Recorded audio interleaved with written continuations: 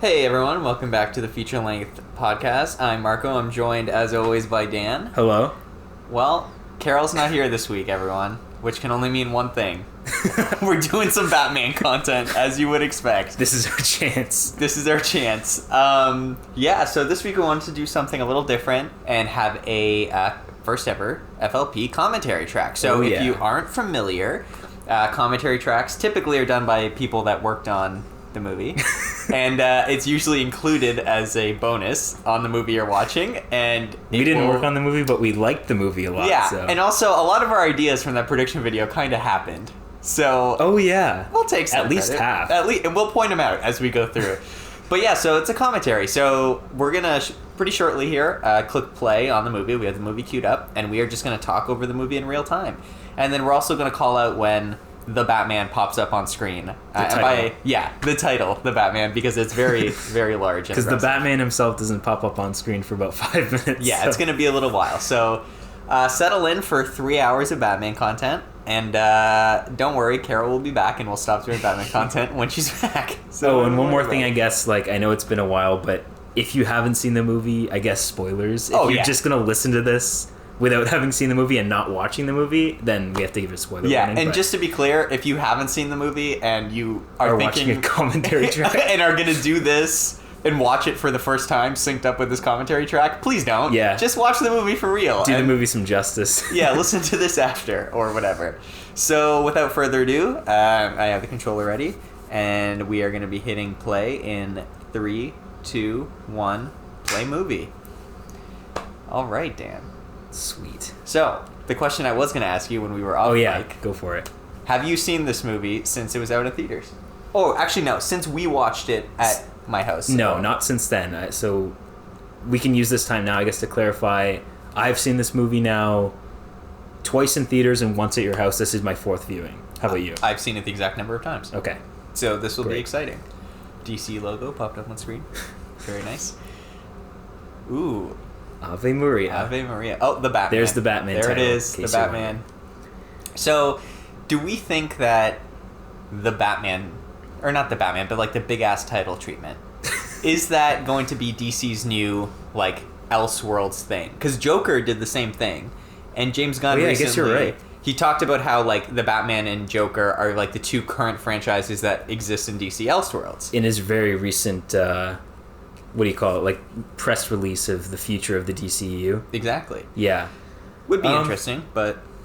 Yeah, the only thing I have to say about that is these are the only two that we know so far that are the Elseworlds stuff. That's fair. So I don't know what else would be as of right now, but it's interesting to think about. If they make anything else. Hey, look at that. It's Robin. Oh, yeah. Totally going to be Robin. Totally. He's wearing red. He's got that Arkham City weapon, whatever... I know he uses that in one of the Arkham games, I'm sure in the comics as well. Or does he? You would know better. He definitely does. At least one of the Robins does. There's been so many. But yeah, this is a nice little throwback to Batman 89, as we've talked about with... You think maybe this is the Waynes, but it's not actually the Waynes. Batman already exists. The one cool thing in Batman 89 that I took away. Fantastic opening. Also, this is now the 3rd Batman movie in a row to open with a cold open of the villain. Dark Knight with Joker, and then Rises with Bane, and now the Batman with Riddler. True. And those are the only ones? Doesn't Batman and Robin open with Mr. Freeze? Yeah, but it starts in the Batcave, and then they go stop Mr. Freeze. True. It's not like a... But also, Batman and Robin, is that really even a Batman movie? Oh, man. This intro is so good. Skylights open. Lovely. That's how the Riddler's gonna get in. I love the Gotham City. I know we mentioned this in the podcast, but there are a lot of things we're going to be revisiting from what we said in the podcast. Definitely. But Gotham City in this movie is absolutely spectacular. Yeah, it's perfect. I remember in the theater, even just from this first scene, I was like, okay, we're good. They nailed it. Just the lighting, the tone, the set design. It's just perfect. It's so Gotham City. Even just the fact that this mayor candidate is wearing a suit when he's just at home. It's just very not even a suit, a vest and a baggy button shirt. Yeah, it's so old timey. Feels so specific. Yeah, it's just a nice touch. Actually, this Gotham reminds me a lot of... I never played BioShock, but the city in BioShock, the Sunken City... Yeah. It's very much... Like, this movie isn't sunken, although ironically there is a flooding part later in the plot. But it does remind me a lot of just that, like, aesthetic. I can't describe it, but that city was very, like, turn of the century Victorian, aka 1920s Art Deco, right? Which this is very much. Yeah, definitely. You know, I've never played BioShock, which might piss our friend Miguel off because I know he loves BioShock. Oh, he has? Yeah, and he has always tried to get me to play it, but yeah, never got around to it. I should say I started it and I just never got into it. But...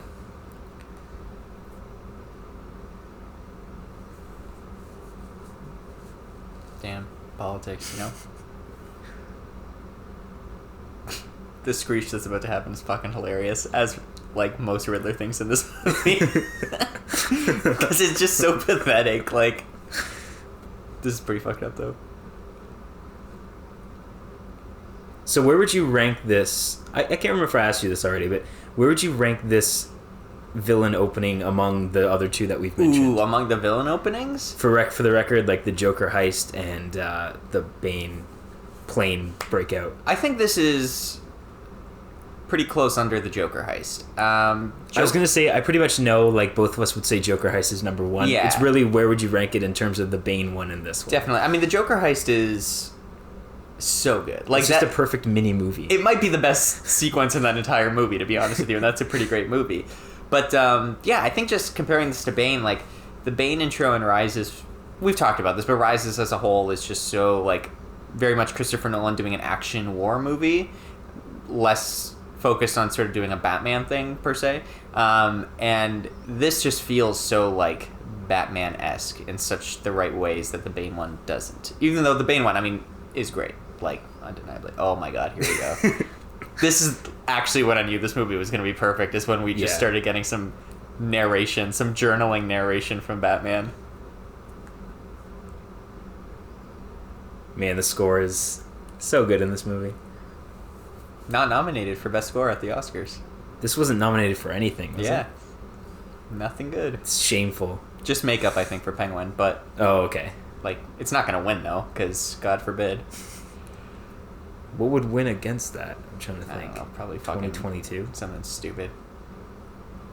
Yeah, Drifter Bruce. Matches Malone. Matches Malone. That's one of the things you got right. Well, you got right. Oh, yeah. That was a good call. I'm happy I got it right. Robert Pattinson has a great Batman voice, by the way. Yeah, I mean, it's the perfect... It's not like the Christian Bale way over the top. Yeah. It's even better than... Like, Christian Bale's was in his prime in Begins. Everyone definitely pretty much agrees. And this is even better than that. Yeah, no, I think it is perfect. It's like the closest... It reminds me a lot of, like, Kevin Conroy in specifically, like, season 1 of the animated series. Because as the show went on, his Batman voice got a bit more... like traditional badassy, but in season 1 it was very like whisper like, and I feel like that's a lot of what Pattinson's doing here, which is cool. Yeah, it's because like it's not supposed to be someone mimicking like a low voice. It's just supposed to be someone talking low. Yeah, exactly. And they have a naturally low voice. Yeah, it's a great performance. Oh, here are the Joker thugs that aren't Joker thugs. Yeah. Man, we were so wrong. We were so wrong. I know it's been pointed out to death, but hey, the one guy only has half his face painted because he's not quite a member of the gang yet. Could go both ways. Nice little visual storytelling. I actually never thought about that. I never did either, but it was just pointed out so many times. I love this. The first time we actually see Bruce. Yeah, and I like how they time it with like. I was gonna say beat drop. It's not a beat drop, but like with the actual theme. It's a great music video. Yeah. But I loved it. He just bathed in red. Like it's just such good color direction. Yeah, and then we're gonna see a bunch of that. But the red color palette of this movie in general, red and yellow, like this really grimy, like washed out, just everywhere you look. So great. I also like that this guy. I think this guy's mask. Yeah, it drops. Which is like a fake thing made up for this movie, so nice little consistency in the fake like props. It wasn't even something I caught until like repeated viewings. The first time I was like, yeah, whatever, he's just wearing a mask. But yeah, then after I was like, oh, that's a specific drop mask. That's cool. Like, and the first time we saw it when we were in the theater watching it for the first time, I didn't really key into the fact that like drops is like a made up drug. Yeah, I don't fucking know. Yeah. So that was neat as well. Yeah, we've never done a drug bracket, so we can't really speak to No. Oh, here we go. This is like the best line. I know. This is so sick.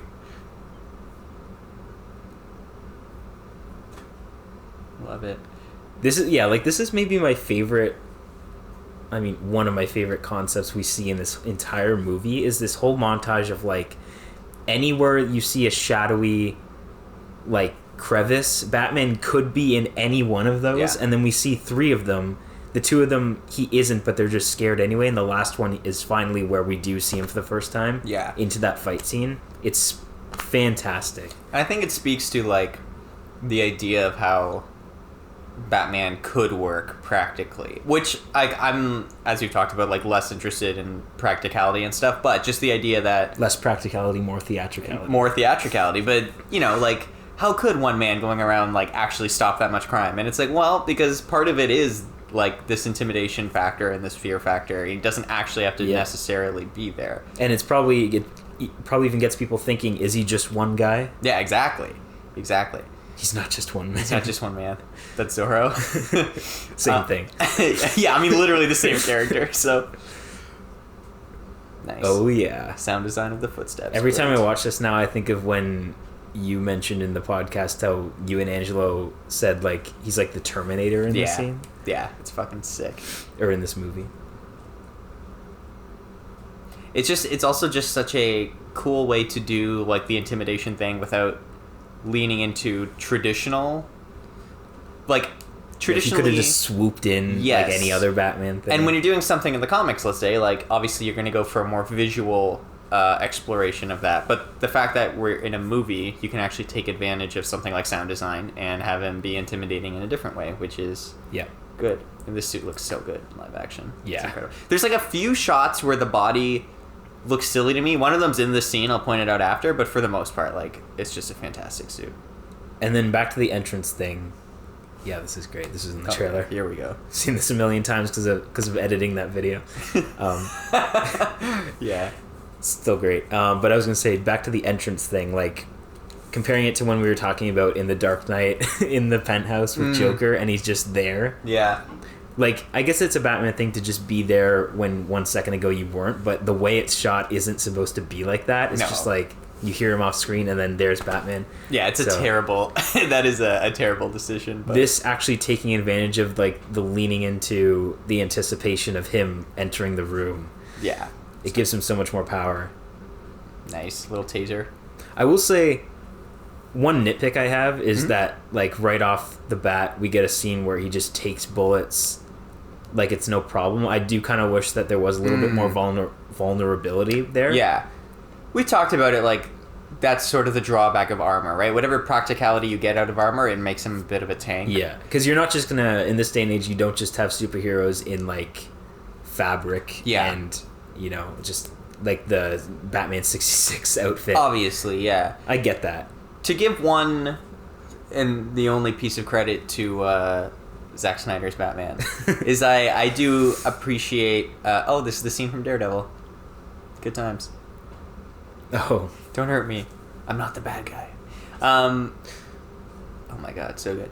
But yeah, like, you know, one thing I respected a lot about that Batman's costume was that it was fabric-esque, but definitely some type of, like, high-intensity Kevlar, like... It pulled together nicely. I still like this suit more for the silhouette, and there's a shot here of him from behind that is fantastic. It's coming up in a second, where it's just the cape and his ears and like. But if you were gonna go back to like something that's not quite body armor, I think that's the way to do it. Like something a bit thicker, but still leaves him a bit more vulnerable. Here's this guy, this officer that comes back 20 times.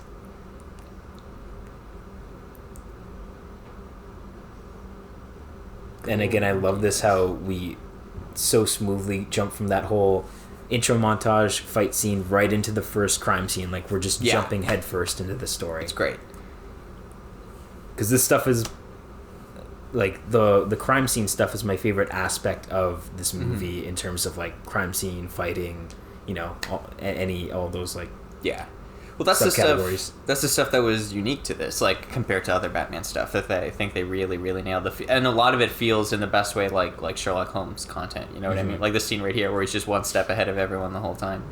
It's so great. Something we never get to see. But without doing the thing of like overanalyzing. Yeah. The he must be a drunk because your phone charger has scratches on it. Yeah, I mean I love Sherlock, but that's you know, there's some of those things that are just so ridiculous. Also, our first scene with Jeffrey Wright as Commissioner Gordon, who I think we both agree is pretty great, obviously. Yeah. Not given as much to do as Gary Oldman yet, but... Yeah, I think we both agreed that his arc was inferior, but his performance was very spectacular. Yeah, and the way they worked together was very nice. It was very comic book. Good chemistry there. I can't wait to see him do more in the sequel. Officially titled The Batman Part 2. Yeah, just like The Last of Us. Yeah. Ooh, speaking of The Last of Us, what a great show that is. This Watch is our official review of The Last of Us. It's That's fantastic. it. That's all we're going to say right now. What did you think of episode 4, by the way? We didn't really talk about it other than... About what? Episode 4 of The Last of Us in the chat. Oh, yeah. Pretty much what you said of, like, it's... To get from A to B, it's much shorter and less happens, but it was exactly what it needed to be. Yeah, exactly. Yeah, pretty solid. There's a lot of humor in this scene. Like, people talk about this movie not being funny, but, like, him right now, like, looking at the bloodstain, walking away, and then they take a picture of it, like... Because he was looking at it? Yeah, because he was looking at it, and or, like, even when the one officer even walks into him. It's so funny, like, and then she comes over right now, and she's like... Oh, you're right. But it's not, again, like, we said it, it's not, like, Marvel humor, you know what I mean? Like, there's no, like, jokes, but there's just, like, funny situations based on... There's no, like, hey, this is a stupid situation, isn't it? Yeah, exactly. And then, of course, we have our Court of Owls, blatant Court of Owls reference right here. It's gotta happen. It's gonna happen, definitely. Like, that was in the trailer, that card, right? That's... Not only is it in the trailer, but the first piece of dialogue we heard from this movie in the first trailer was the card. It's Gordon saying, from your secret friend who haven't a clue. Like, come on. Oh, yeah. Here we go. Number 1 of 2 cops in this movie with funny voices. 1 of 2 Joe Pesci's. Good old Pete Mitchell.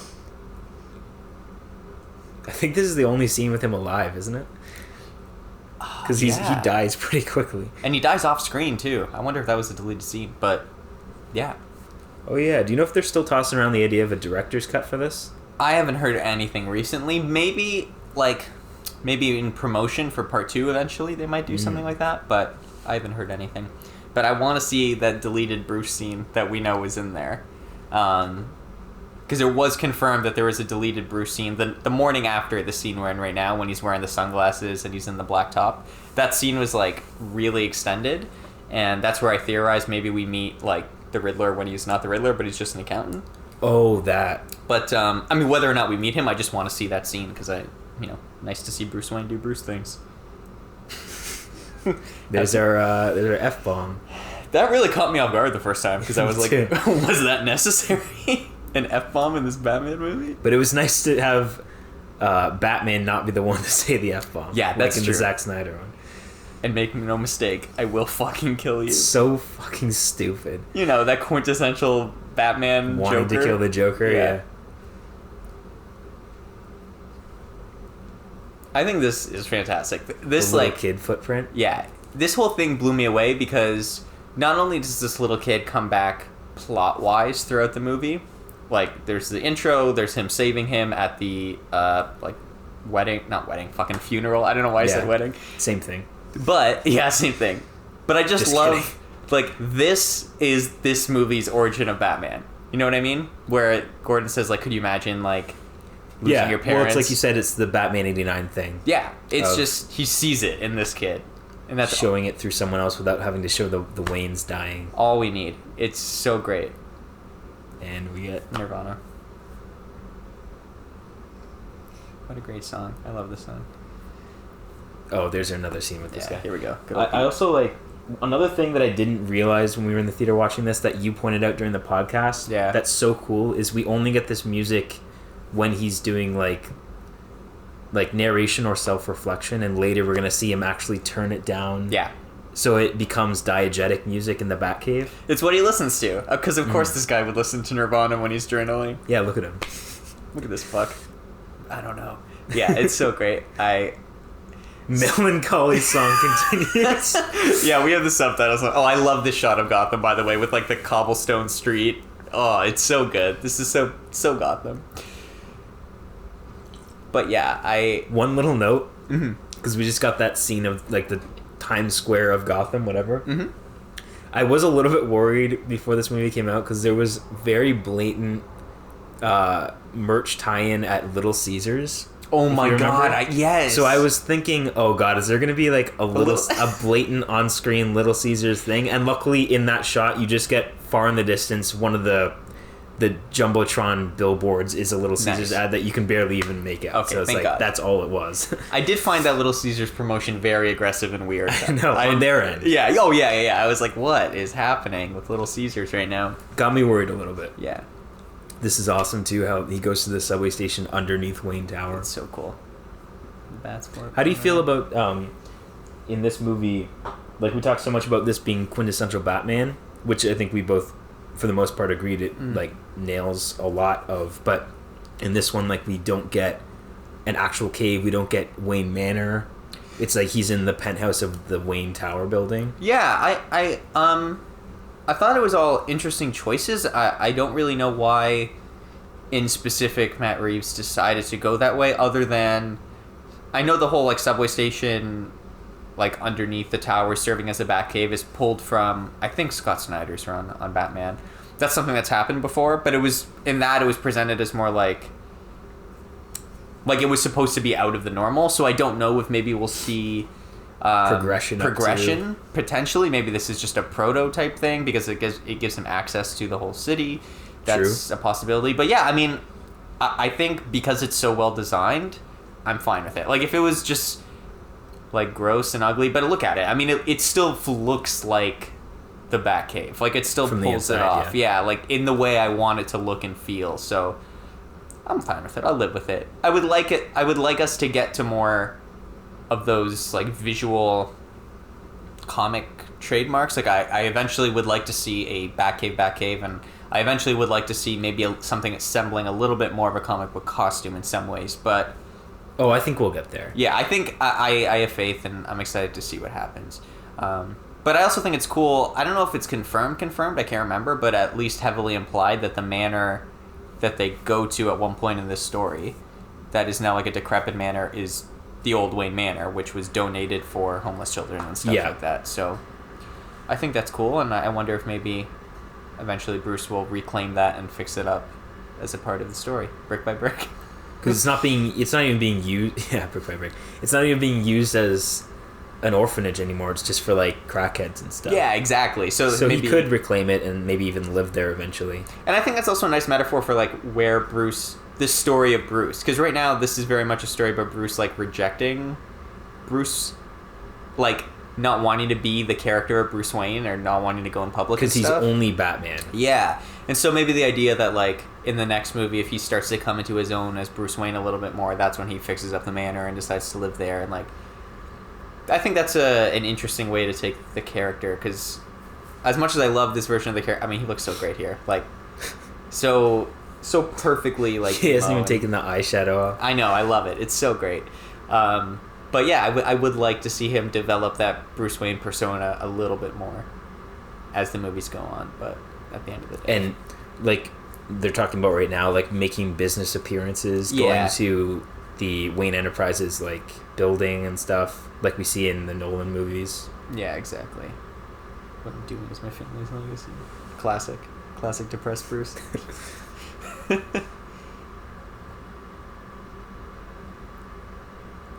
Hell yeah. And I like that, how the having an effect comes back. Yeah. Tying into the whole theme of the movie. If there's one thing I don't like, it's that line of dialogue, "You're not my father," to Alfred. Oh. It's just so, in a movie that I think is so good, it's the most like that too. On the nose, like cringy superhero. But it's also like, it's so emo that I love it. Like this is clearly what he's so unapologetically like a piece of shit right now. Exactly. Yeah, no, definitely. I think he literally even storms out of the room afterwards. It's hilarious. This is great. We didn't talk about this either. Like the whole like detective vision that isn't detective vision. It's cool using the lenses. It's someone else on another podcast I listened to described this technology perfectly, where it's futuristic enough that it's like a cool gadget, but at the same time it feels like something that probably could exist. Like, it's not so out there.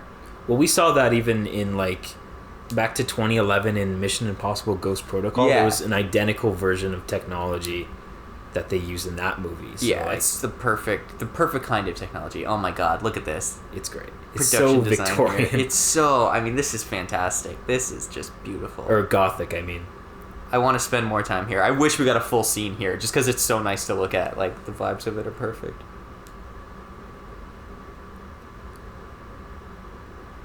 I like how Bruce just threw on an oversized black t-shirt and sweatpants. Like, do you remember, like, looking at how he dressed in the trailers when he wasn't Batman? We were like, oh, this is like a 90s movie. Or it takes place in, like, the 90s or something. Yeah. This can't be present day because look at him. Look at him. But he's just so out of date. Which it makes perfect sense. These sunglasses especially are what led me to believe, like, no one wears those sunglasses anymore. It's ridiculous. And I think that, remember, like, there was also a lot of the little Anne Harriet character that's not actually Anne Harriet. Yeah. I think there was at the time, like, press being like, maybe this movie takes place in the 90s. And I don't know if that was leaks about some of the production choices, or if it was like maybe the heavy influence of Nirvana, that some like scoopers were like, it takes place in the 90s, but like it clearly doesn't. And then there was the whole thing too of like people trying to tie this in with the Joker movie. Yep. When we didn't know if it was going to be in the same universe. So if this was in the 90s, it would have lined up pretty well. Yeah. Seems like a lot of people wishing for something and pulling at straws.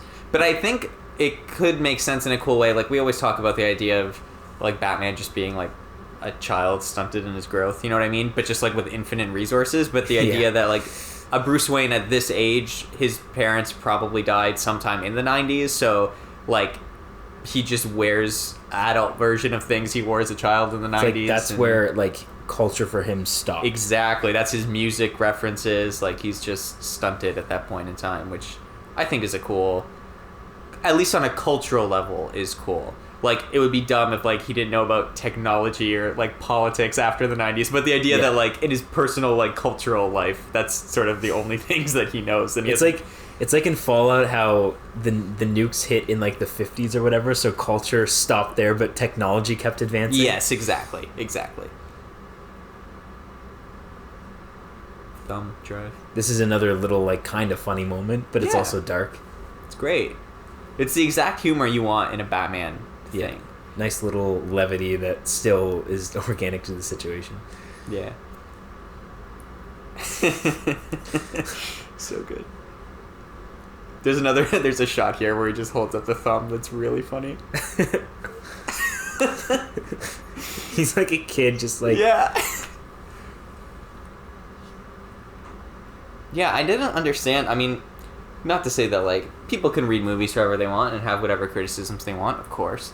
But some of the criticisms I was seeing of this were so strangely off. Like, for example, I think this is not a bleak Batman movie at all. Like, it was so weird to me that people are talking about this as being, like, so dour and, like, doubling down on the darkness, when I think this is way more in line with modern sensibilities. Like, it's closer... It's, in a weird way, it's closer to me to an MCU film than a Nolan Batman movie is. Which isn't to say that, like, they're similar, but it's to say that the way it handles the character feels true to the character and true to the humor. Whereas Nolan felt very much like Nolan imposing his style on Batman. But yeah, I was just shocked by the people being like, this movie isn't funny, this movie's depressing. The plot in this movie doesn't add up. I was like, did we watch the same movie? This movie's not depressing. The Zack Snyder ones are bleak and depressing. Yeah. That is the definition.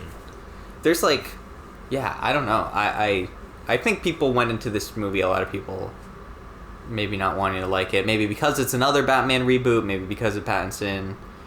I don't know. I really don't know, but yeah. And like another...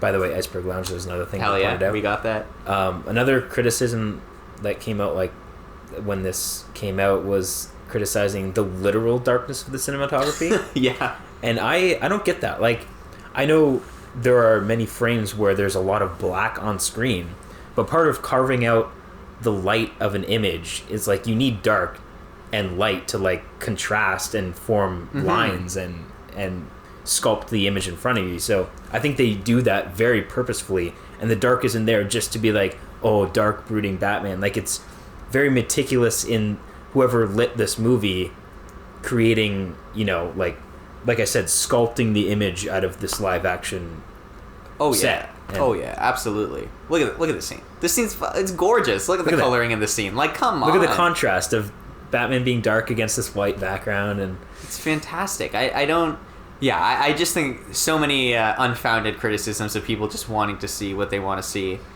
Which, and in all honesty, yeah, you know, did we need another Batman reboot, and do we need the other Batman reboot was just announced while this Batman reboot's happening? No. Like, do we need this much Batman content? No. But at the same time, like, do we need to have any, like, classic fiction characters be constantly rebooted and retold? Like, I just feel like Batman's almost 100 years old at that point as a character. Hell yeah. Grapple gun. Oh, I love that. The little Assassin's Creed shootout grapple gun. Yeah. And here we go. Penguin. Colin Farrell. Great. Fantastic. But yeah, like, Batman's so old as a character now. Like, I think we've just reached the point where telling a new Batman story is equivalent to putting on a production of, like, a famous play. You know what I mean? Like, yeah, we get it. It's Batman, but also... It's like Les Mis.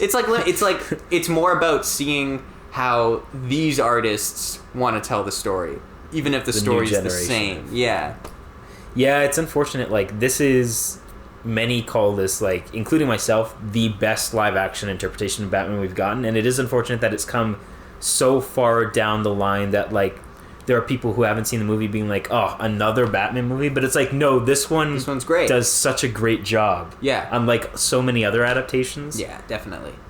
And I mean, you know, full stop, like, obviously you and I have been pretty big proponents of the fact that there's too many comic book movies and content, and a lot of it's very, very bad, and it takes from other creators getting to do cool things. Like, absolutely. But it seems weird to me to levy that criticism at probably the one character that could handle all these adaptations, because there's so much depth to it and so much to do, as opposed to, like, why are there 17 MCU projects a year currently coming out? Like, yeah, I don't know. Just put your hate somewhere else. Like, look at this, beautiful. Little rave going on outside.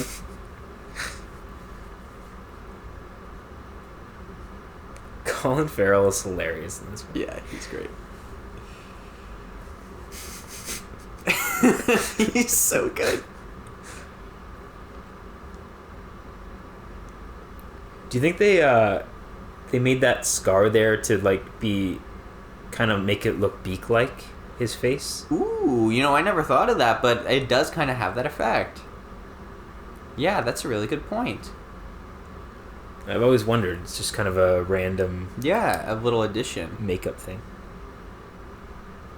Yeah, I mean, the makeup design and costuming on Colin Farrell is just out of this world. I was just watching him in The Banshees of Inisherin, and he's unrecognizable. Yeah, I mean... Even the voice, like, he does... He has his Irish accent as his natural accent, and he does a great job with this. He's a great actor. I mean, I hope he gets to do more good stuff, because for a while there in the early 2000s, he was in junk after junk, but... Then he got sucked into the Fantastic Beasts movie. Oh yeah, he was in that. They should have just kept him instead of fucking recasting with Johnny Depp. He should have just been Grindelwald. Yeah, he was great. Why did they need that twist that he was someone else physically? Yeah, that was so weird. I mean, I guess Grindelwald is, like, infamous and they would have recognized him. Yeah. But it should have been the other way, where he turned into Colin Farrell. Yeah, Colin Farrell's way better. Oh, I love how grimy this goddamn city is. It just takes me back to playing the Arkham games. I know, and it's raining all the time. I love the rain, too. Like, it adds such nice textures to, especially Batman's suit. Like, when it's in the rain, it just, I don't know. It becomes shiny. Yeah, it's gorgeous. I love in the shot, you can see the motorcycle come up behind. Oh, yeah. It's cool. Nice little choice. This movie's so fucking good. God damn. Like, one Oscar nomination. This movie is... It's ridiculous. It just came out too early in the year, I think. It came out in March. We're almost at a year since this movie came out. Yep. We're recording this in February... What's the date today? February 7th. Yeah. It shouldn't be out in too long. It's Yeah. just not much editing. But, we're watching this shortly before you're probably listening to this, and it's almost year anniversary. Do you think on the year anniversary we'll get Director's cut? Well, director's cut first. That's the pipe dream. But maybe some announcements from Matt Reeves about like casting for the next movie, like a villain, maybe. I hope. That would be cool. I feel like a lot of times they do that for sequels, like on the anniversary, they'll be like, here's a piece. I mean, sometimes they do trailers as well, but there's no way. They're not even in pre-production. I think they're literally still writing the script, so. This is a great callback as well. Yeah. Because the Riddler was doing the same thing in the first scene. They're both creepers. Again, tying into that, who am I inspiring? I'm not inspiring the right people. Mm-hmm. Love it. Yeah. Very nice. Again, visual storytelling. Gotta love some good visual storytelling.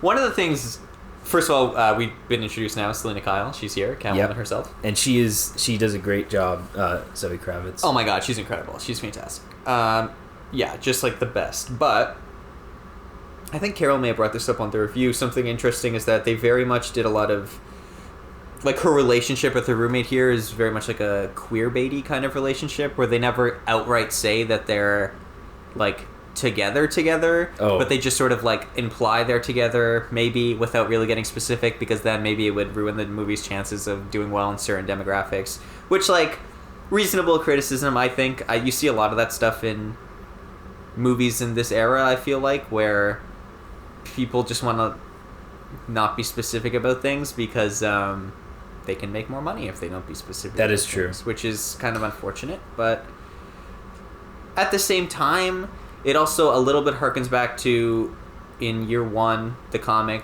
that Catwoman was sort of like taking care of these like younger prostitutes that she worked with and stuff. She was sort of like a mentor to them. So, I don't know, like it could be harkening back to that as well. But I think having the lady be cast to be more contemporary in age to Catwoman leads to a little bit of that sort of queer baitiness that can be kind of frustrating in film. Yeah, but it's tough because I also appreciate how they decided to pay homage to the interpretations of Catman that are like bisexual. Yes. So Definitely. that was also a nice decision. It's just too bad they didn't go farther with it. Yeah, just a little bit more specificity, and I feel like it would have been totally fine. Yeah. And then another thing about that scene that just finished of her in the apartment, I love the sound design of that because it's like you only hear apartment ambience when he's watching it until she jumps out the window and there's a little music sting and it turns into the street ambience, and it's just very satisfying. Yeah.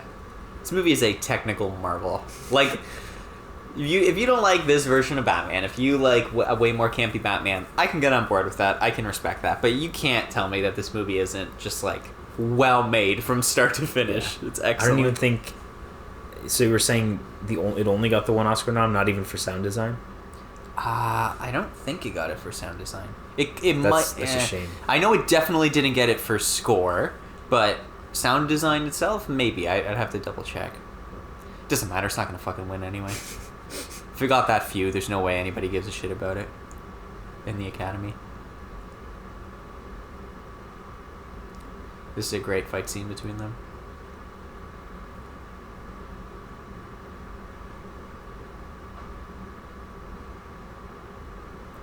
I love this. This little pull away and him like holding her back while he reads the passport. This is so like video gamey, Arkham gamey, comic booky. Like that relationship of them, of him just being like, "Hey, fuck off!" Like I'm trying to do a thing. Like so good.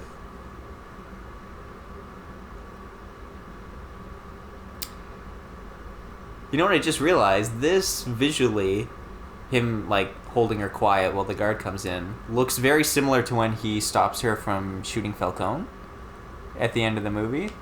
Oh yeah. The way he like grabs her and holds her from shooting the gun. Just an interesting touch right. that he saves her in this moment and that he saves her in that moment after as well. Is this Martinez again? Oh no, we don't see him. It probably is. Probably. I just assume every cop in Gotham is Martinez. He's the only one that works. He's one of the 10 good cops that we see at the end. Yeah, which is a very funny scene.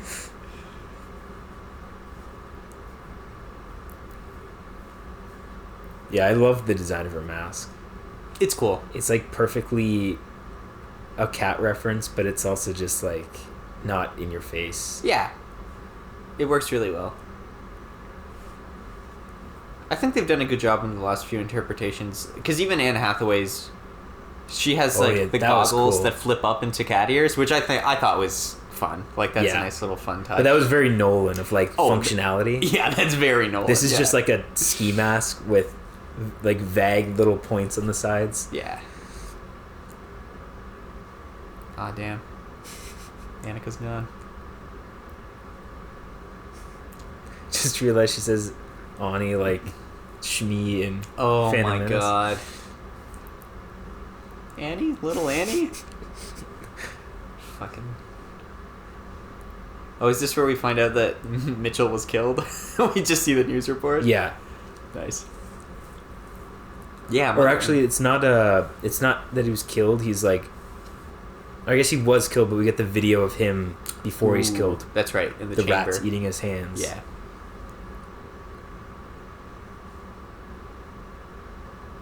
Pete Savage. Oh, sorry, not Mitchell. Yeah, it's Pete Savage. Mitchell's somebody else. Oh, the DA. Yeah, Mitchell's the DA. Who also has one of my funniest moments in the movie. I think I know what you're talking about. Okay. We'll see. What do you think about the Riddler's design?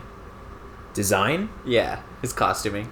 It's definitely not quintessential Riddler, but I think I mentioned this on the episode. I like how this is very much just like Zodiac, but then at the end, when he's arrested, he's a lot more like Edward Nygma, like in the comics, where he's just got like a goofy haircut, and those glasses without the mask, no voice modulator. He's just weird. Yeah. I like that a lot.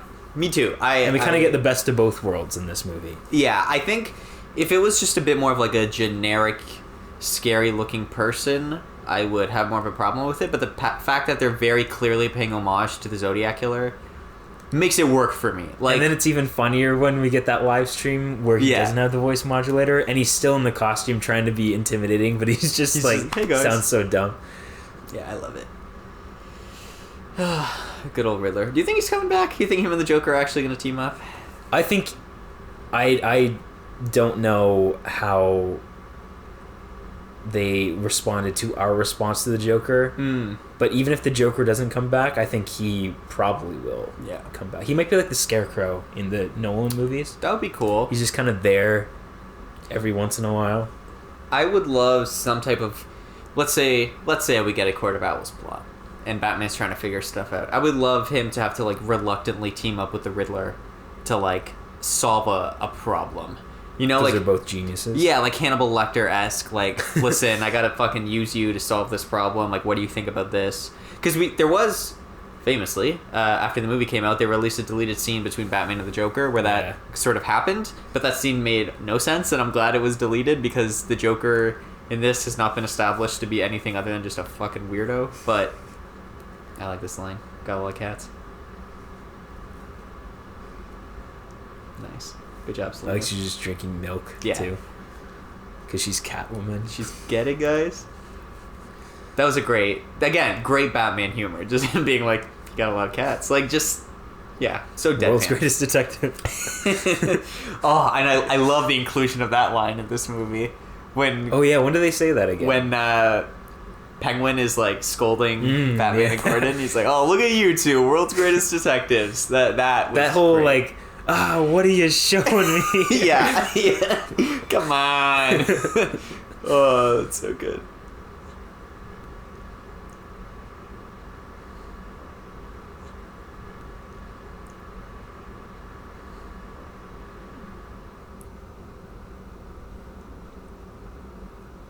Ew, imagine being injected with arsenic.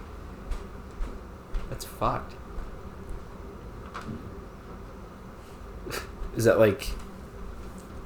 What would that do? Is it just poison? Yeah, I guess it's just poison. Would be a painful way to die.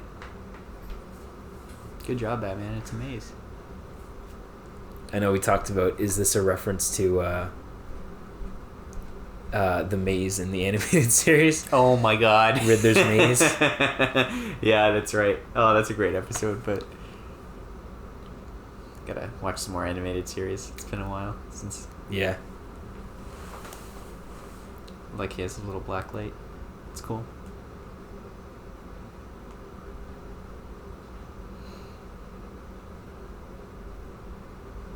Maroni. Yeah, so we don't see the Maronis in this, right? We just hear about them? Yeah. That's right. Remember when we thought Falcone was going to be like the early capture and like is just a reference? Yeah. And he turns out to be one of the main antagonists. Yeah. Yeah. That was incorrect. But, oh, look at that. Another card.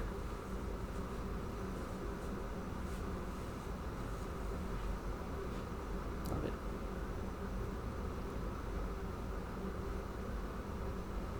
I like how it looks like a child wrote to the Batman on all the cards. Like, the penmanship is just so bad. Do you think he did it on purpose? He's like, that looks too good. I don't know. Also, where did he get these cards? Is he making these cards? No, I don't think so. But they're so, like, weird. Like, I've never seen... Like, I've seen, like, joke cards, obviously. But some of these are just, like, stupid as fuck. I know.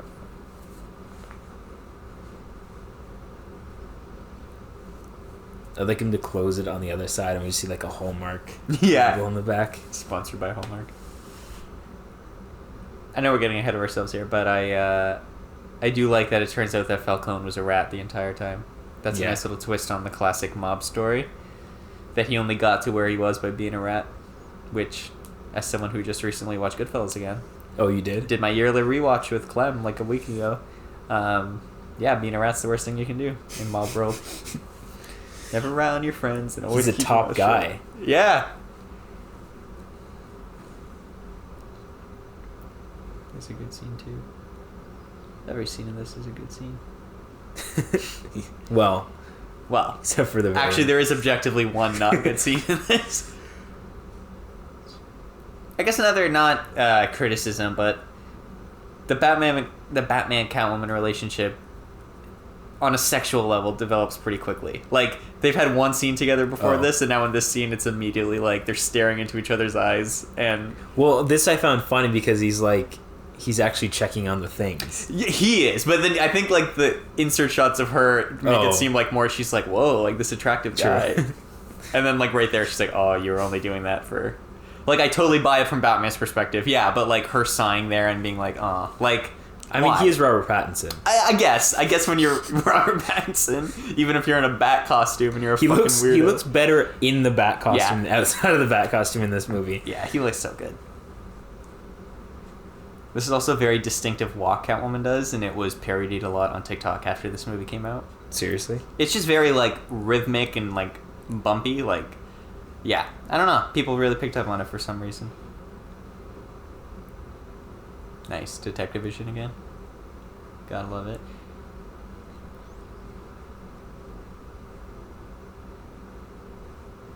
Doesn't it suck that we got two Arkham-esque games coming out this year, and one of them's confirmed garbage. The other one we don't know, but it's games as a service, so it's probably bad. Yeah. I wanted to play that one. It had multiplayer, too. Yeah, and also it's Kevin Conroy's last Batman performance. Yeah. I bet he didn't know it was games as a service, though. Which I wonder, like, he's probably going to die in that game. If the Justice League are the boss fights, and it's called Kill the Justice League. True, unless it's like a... Well, yeah, no, he's definitely going to die. I was going to say, unless they, like, this story that you end up taking over as Batman at like, the end, like, for the last part of it. But there's no way. There's no way they're going to do that. Although, yeah, I mean, it's going to be in kind of, well, not poor taste, I guess, but it'll be sad to see. Well, I think it would have been in better taste if the game was good and not games as a service. Exactly, yeah. This is where we first meet Don Mitchell. Oh my god. And Falcone later. Hell yeah. I can't wait to see my favorite scene. The moment that we're probably both thinking about. The most hilarious acting choice I've ever seen with. I think we may have talked about this, but like, it was interesting that they just made up a drug for everyone to be addicted to. Yeah, we were talking about that when we see the guy with the mask. Yeah, like, I don't know. Instead of just picking any arbitrary drug. It also makes me wonder if maybe in the future they're going to try to, like, not retcon, but then use this false drug as a setup for, like... Venom? Not even Venom, but just anything. Maybe even, like, Scarecrow fear toxin. Maybe he uses this as a base to create the fear toxin or something, but... Yeah, they might be planting the seeds for that. Yeah. Scarecrow in this world will be sick to see. There's the DA! Wait, is that what the moment you were talking about? Oh, no, it's not that. Okay. It's coming up, though. God, he's such a freak. I hate him. He's so pathetic.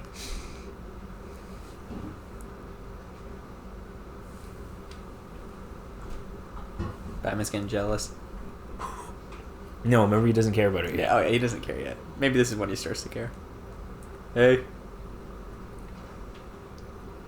I like how Batman is so shocked that all these, like... Yeah, the DA's office is there. Like, bro, you know how corrupt the city is. You're Batman. That's why you're doing what you're doing. I think it's more for the audience. Speaking of the DA, I'm also really anxious to see their... You know they're going to do a Harvey Dent in this universe. I thought they were going to introduce him in this movie for sure, even if it... When he dies? Yeah.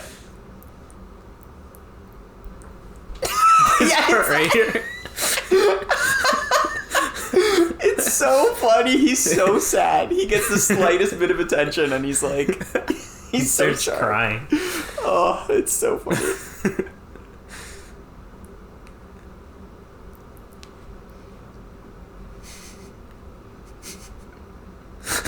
Yeah. The hand to the face, too.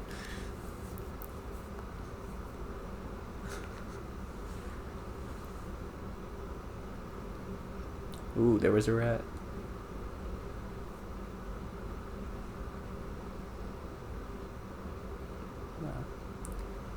I like how Batman's narrating as if, like, we don't know what he's talking about.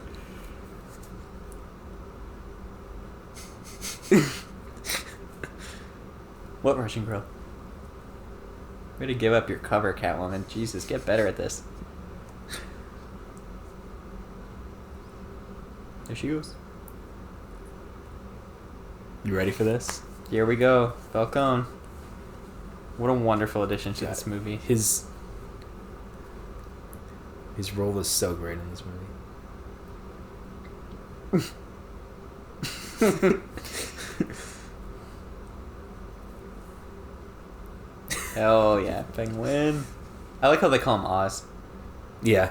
Nice. Instead of Oswald Cobblepot.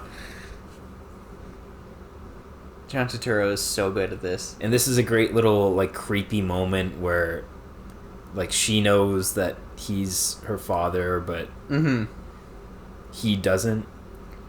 But then when we find out, it almost tricks you into thinking that maybe he did know because he's being, like, affectionate, but then... Like, which type of affectionate, though? But then it's revealed that he didn't know the whole time. And then later we see him at the funeral with her, so it's like, did he go because they're family? Did they go together because they're family? Or because, like... It's cool. Other reasons? There she goes. Is 44 Below, like, a comics thing? I don't think so. I mean, I'm sure we could dig deep enough and it'd be like... 44 relates to this issue in Batman, where in this run where this happened and it introduced this character. Oh. Like, I mean, I would assume they picked it for that, but as far as I know, no, I can't recall 44 Below ever being a thing. Fucking guilt. It's a good thing she didn't take Riddler just like shifting to the side, out of focus. There she goes. Just never getting Gil Coulson's car. And I know, like, not to say anyone deserves to die, but he's a piece of shit. So. Yeah, exactly.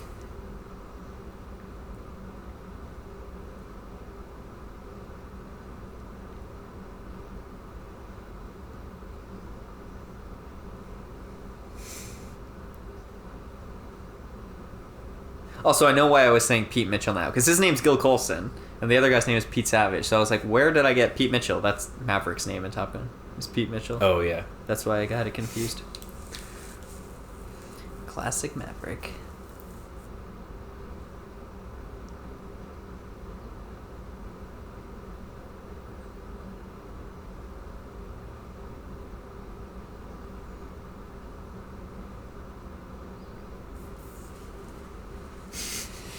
Oh, get fucked.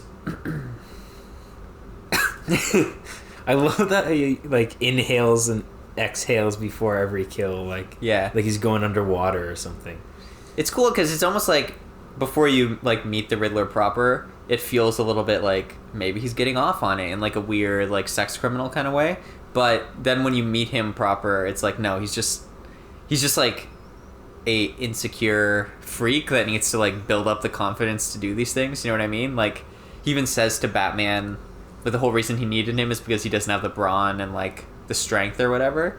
So it's like in these moments, it's tough for him to execute this, and yeah, he's struggling. Like he's like, I need to do the Batman part for these few murders until I get him on my side, and I won't have to do this anymore. Exactly.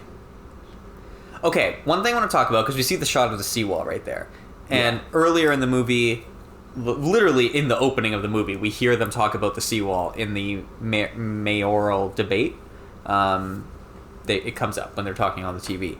And so many reviews I heard of this movie from people that I really, really respect were like, what's up with that seawall in the third act? Where did that come from? And I was like, guys, like, it's explicitly said and visually shown in the movie before it ever becomes a plot point in the movie. Like, and even if it wasn't, like, okay, the city has a seawall because it's on water. Like, I don't understand People had a problem with that? Yes, like a big problem. They're like, it came out of nowhere. And I was like, it's an island city. It's like New York. That was established in the Nolan films when all the bridges were destroyed and nobody could get in or out. Like, everyone knows always this. That way. Yeah, I love this shot.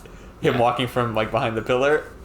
This reminds me of the Breaking Bad finale when the scene with Skyler where Walt is, like, in the room, but it's not until it changes perspective that you realize he's there.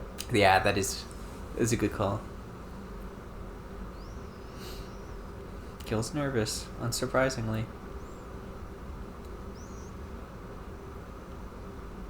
You're a good cop. Oh, you're not corrupt. Okay. I think You're a Good Cop is the Nolan one. Yeah. Yeah, you know what? You're right, it is.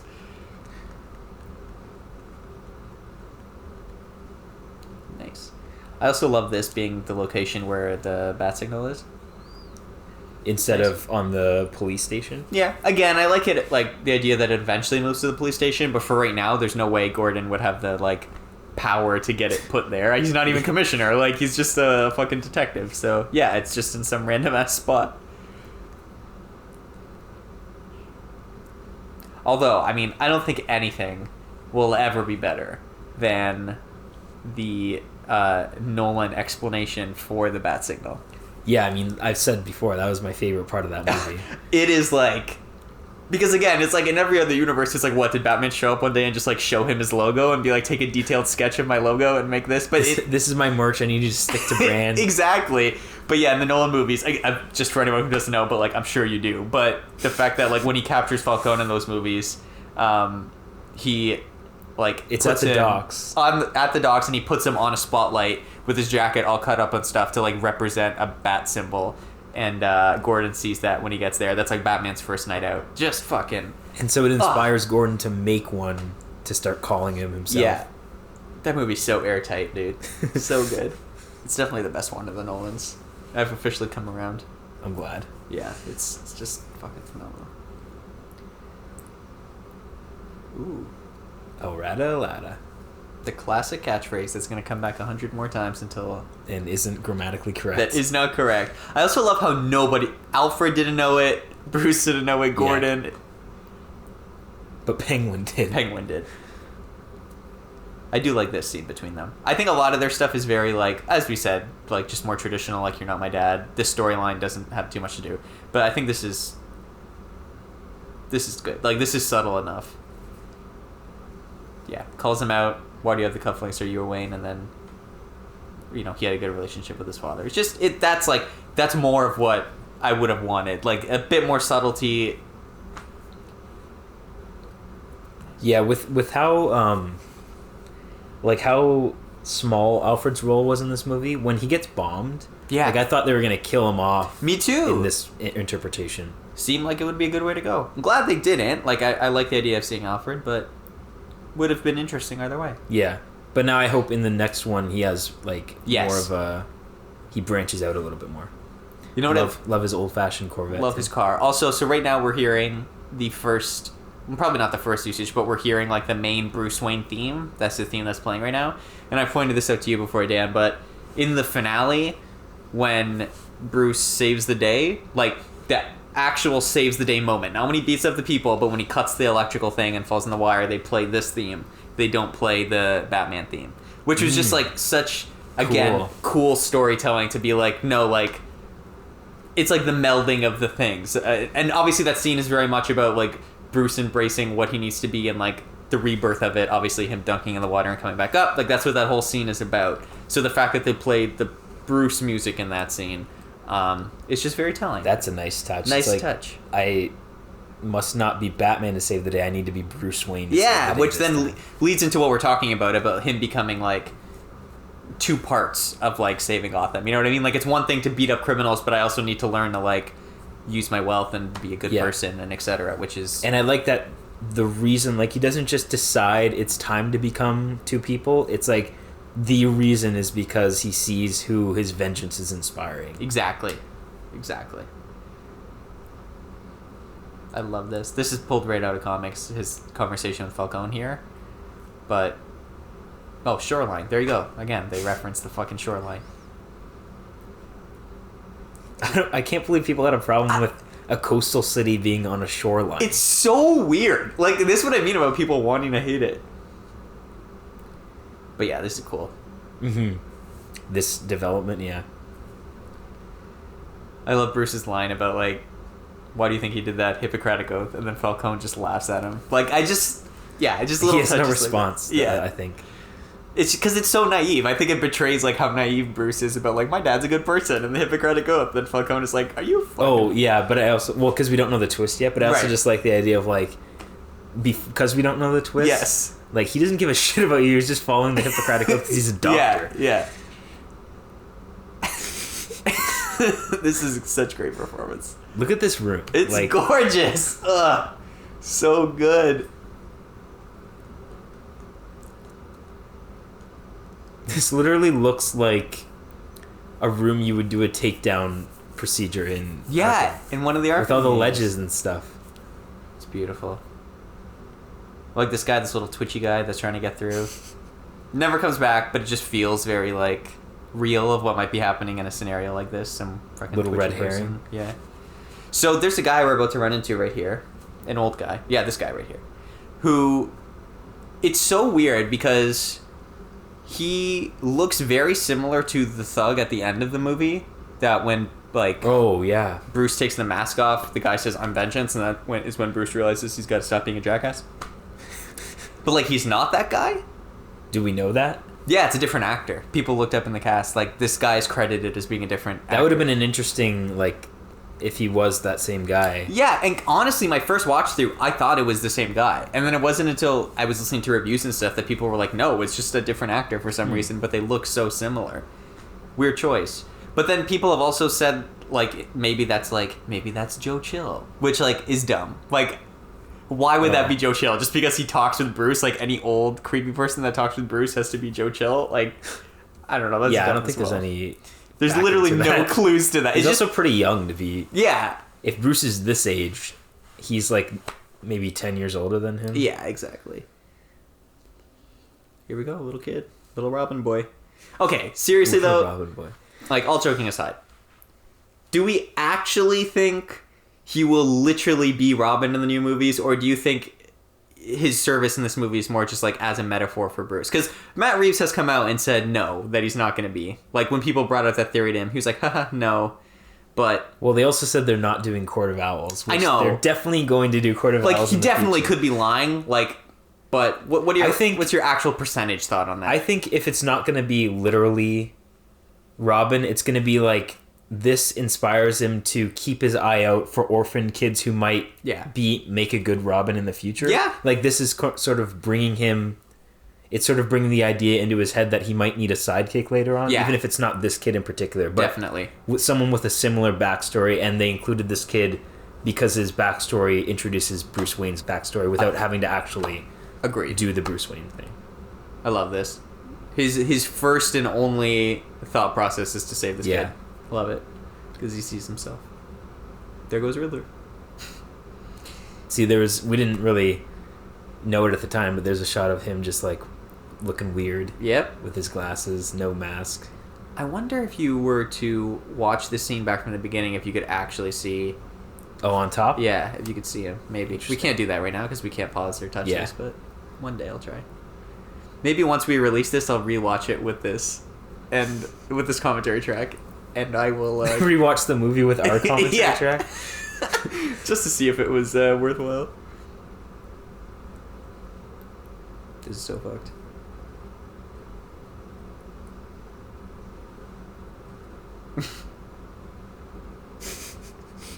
I like how everyone ducks when the phone rings as if that would save them from a bomb. Like right there. No, they're just, they're intimidated because no one likes to take phone calls anymore. Oh, I understand. Them. Yeah, that is true. That's how I react when I get a phone call.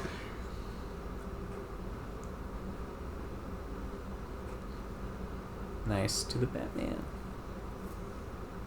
Oh, boy. I like how they don't send the bomb squad in until it's nighttime. Yeah. Yeah, that's always a weird thing to me, like how much time passed while the phone was just ringing. They just don't care about him. This little robot's hilarious. I don't think it's supposed to be funny, but it just feels funny. The way he slowly rolls up.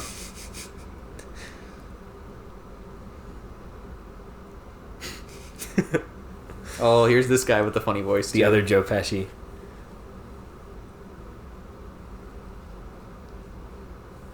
I just watched Chernobyl. Did you finish it? Yeah, and he's also in that, and I instantly recognize him because of his voice. No way, that's so cool. I gotta watch Chernobyl. It's great. 5 episodes in and out. Oh, that's so nice. Yeah, I'm definitely gonna do it. We talked about this scene too. I have not a problem with this scene. This scene's fine, but I do. I wish there was a little bit more of Batman trying to do something about it. Trying to do something. Like, he can still be helping him and giving him the hints and whatever, but just, like, maybe looking around the room, maybe trying to see if, just anything other than literally standing there and taking the bomb to the face. But it's young Batman, not every movie's perfect. It's not a huge deal, but I just... That was my personal justification with it, was that, like, he's less, like, rational than he would be in the future. Yeah. Which I buy. I mean, that makes perfect sense. I'm fine with... Because even when he flies off the roof later and crashes and stuff, like, yeah, he's young. He's not... Yeah. But there's no explanation for how he survives the explosion to his face. Yeah, I mean, that's pretty rough.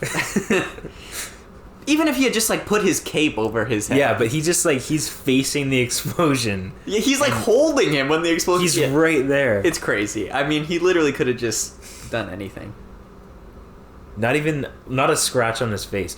At least, like, I wish they would show, like, damage on the uncovered part of the mask. But I would have loved it if the suit got a little bit damaged, too. That was one of my favorite part of the Arkham games, is how, like, progressively the suit would get more and more damaged as you like, there would through. Be tears in the cape and stuff? Yeah, like, if he maybe blocked it with his cape and it had some tears or something, and then that was just like that for the rest of the movie. I like stuff like that. Like, just a very tactile Batman. Yeah, he must have had on his heat-resistant suit from Lego Batman. Yeah, oh my god.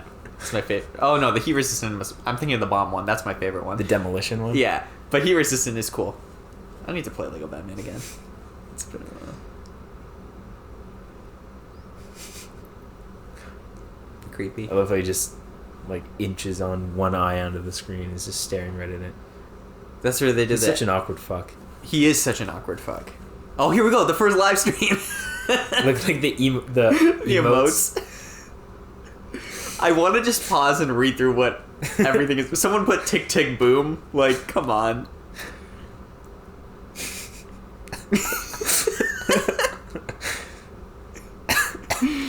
Oh, I love it.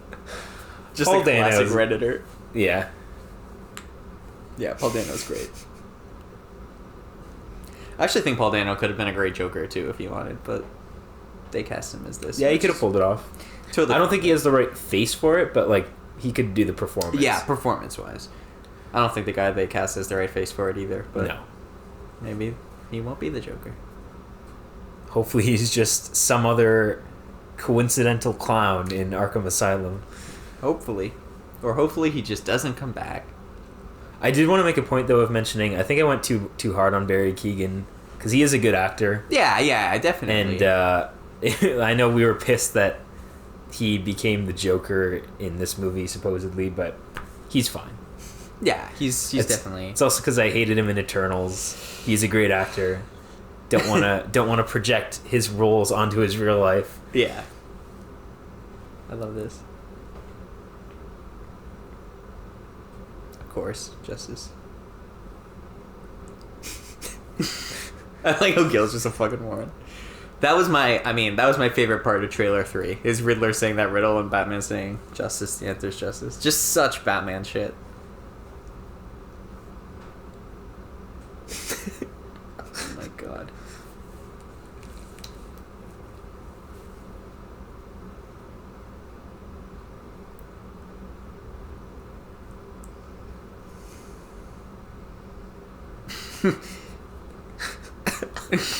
Coulson is so useless.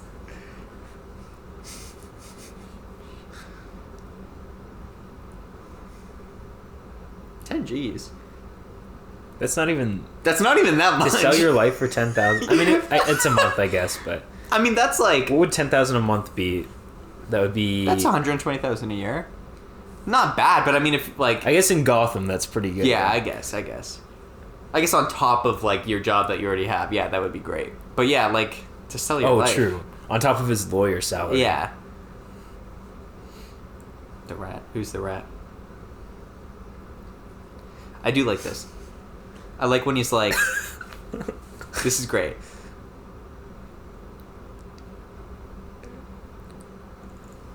This is the part where I was sure we were going to, it was going to become a Court of Owls movie. Yeah. Oh, yeah, I love that idea. Like, I would rather just die, because if I give it away, like, then so many other people are gonna die. But this is just unacceptable. I mean, like, he carried the head with him as he was flying away, for fuck's sakes. Oh, he did? Well, he was carrying something with him. There's something in his hands. It's probably not the head, but maybe some clothing. But yeah. Just some blood, you know? If his face is untouched. If somebody can say the fucking F word for no reason, can we get some blood on Batman's face when the bomb Yeah, hits it's him? just a weird decision. Sound design's great, obviously, like the ringing and him passing out. Like, yeah, and I love this transition when he wakes up in here and it's just a shit show. Like, he's full on, like, fighting cops already. Yeah, it's cool.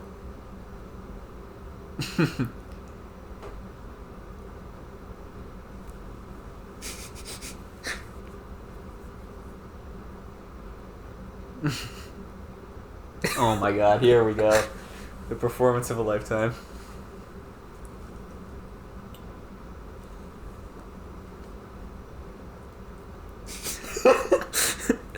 He can't sound intimidating. Yeah, it's interesting casting. I also like how Batman's just talking shit.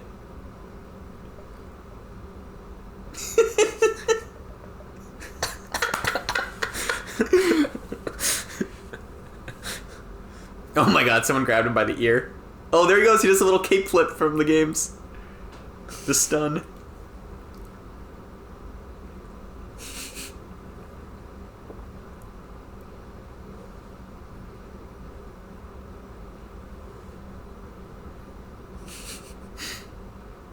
That's the thing, right? He calls him Chief multiple times throughout the movie, I think. He calls him Chief, he calls him Man multiple times. But he never calls him Batman, I don't think. Which is funny, because, yeah, that would be a ridiculous thing to say. Even in the Nolan movies, like, Commissioner Gordon usually said Batman in, like, a sarcastic way. Yeah. I love this. Gordon, like, pretending to be yelling at him, but really telling him how to get out of there. They had released this clip on one of the late night talk shows, and out of context, just like showing it on the talk show, it played so bad. Like, I remember seeing it like a few days before the movie came out, and I was like, woof. Like, I don't know how this movie's gonna work for me. I don't know why, but for some reason, just like showing it out of context, like, none of it worked. Like, it just felt so weird and stilted. But like, up to where? It was from like let's say from here. I think it was right about here, to then Batman just like running down the hallway to escape them. Oh. And it just all felt so like weird, and the way Batman was running was sort of like weird. I don't know what it was. That it was like they literally clipped out the worst possible thing to pull out of context that just felt so weird without having seen the movie. I think it's because Gordon's trying to look intimidating through the window, but yeah, this is great. But in the clip on its own, it might feel like his performance is like trying too over the top to be like an intimidating cop. And this run here felt weird too, but that may also be because in the like love that the grapple gun showing it like on the talk show, like the sound design isn't going to be the same as it is like watching it in the movie, just because it's all way more compressed. And I feel like that compression, like the sound design was weird, where the music was lower, but him hitting the guys running down the hallway was louder. So it felt very comedic, where it's just like thump, and he's like running down the hallway. So might as well have had a 66 sound effect. No, exactly. That's exactly what it felt like. This is so sick. This is awesome. I love this as like a prototype for his gliding suit, where it's just like a squirrel suit. The like shot of his head, the GoPro shot of his head is funny. Yeah. This is a little funny, but the concept, I love this. Yeah, me too. Yeah, that shot choice, yeah. But look at this, I love this. He's like, I'm gonna land on this. It's like that's all. He shouldn't have lived through that. I mean, he's dead. He's dead. And it's just a nice way to switch it up from like all the other interpretations where we've seen him try and learn how to glide, like the Nolan one. How do you do something different than that? You don't just have a cape, because that wouldn't actually keep you afloat. The Nolan one established that it's like you put electricity through it and it forms like a rigid structure, which is cool. How do we do something else? Oh, I fucking love that line. Could have pulled your punch. I did. That is so fucking Batman and Gordon. But I hope something I want to see in like the future movies. I always love in a good Batman story when like he fucks something up and then like develops a way to not fuck that up again. And I love that scene in this movie, and I think it would have been weird to then have another scene where he like figures out how to glide better. Like in this movie, it just wouldn't have fit. But I hope in like the next movie we get some type of callback where he's like, no, like I've designed a better thing now to fly better. You know what I mean? Like I like that progression of him learning from his mistakes. Yeah, that's a nice little thing to be like, when it comes time to have a gliding sequence in the next one, either we see his decision to make something better, or he's already made something better. Exactly. And that progression, yeah. That'll be cool.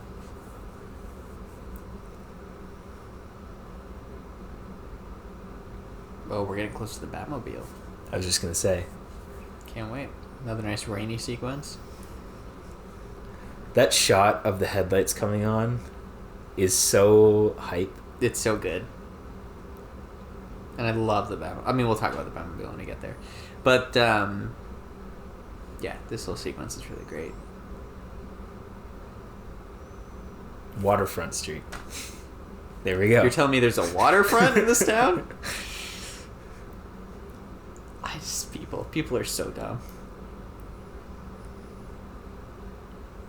Speaking of the water, it's basically confirmed that, I mean, I guess the end of this movie does confirm it, that like the flooded city is going to be very broken and faction-like. Yeah, they which do. Which has me so pumped for like the future that these movies could, the direction they could go in, and like Batman or No Man's Land, Arkham City style, like, oh yeah, ruined. I mean, Gotham City's already a piece of shit, but like actually ruined, and like martial law. I know, it would be so cool. I'm so down for that. I've wanted something like that so bad. I'm really excited too, because there is also that Penguin series on HBO Max that will be coming out on HBO Max that's set in this universe. Oh yeah, I keep forgetting about that. And that is confirmed now to take place in between the movies. So it'll be taking place with the Penguin in this new flooded Gotham. Maybe we'll get some other supervillain factions established. Yeah, I'm really excited for that, actually. That's going to be cool. HBO Max is putting out bangers, man. That would be a perfect opportunity to introduce Harvey Dent in that show. That would be so cool if that's how they introduce Because I doubt Batman's going to be in that show. Doubt it. So we need another, like, hero figure we can follow, and he should be, like, the hero protagonist to Penguin's antagonist. That's actually really smart. I actually really hope they do that now. Maybe we'll get more information about that on the anniversary of this movie. Ooh, oh, probably, if anything. Like casting or a trailer date or something. Maybe even a trailer for that one. Yeah. Because they've already started working on it for a while, right? I think so. Oh, there's Annika. Rip. Monica. Annie. Anakin Skywalker. Nice little machine pistols. Classic Gordon. Why are you pretending to be dead, Batman? You have armor. We all know you have armor. He just survived an explosion. Get up. And falling from the sky. He has literal armor and he has plot armor. Like, not here, though. Yeah. No, now he's on the ground for some reason.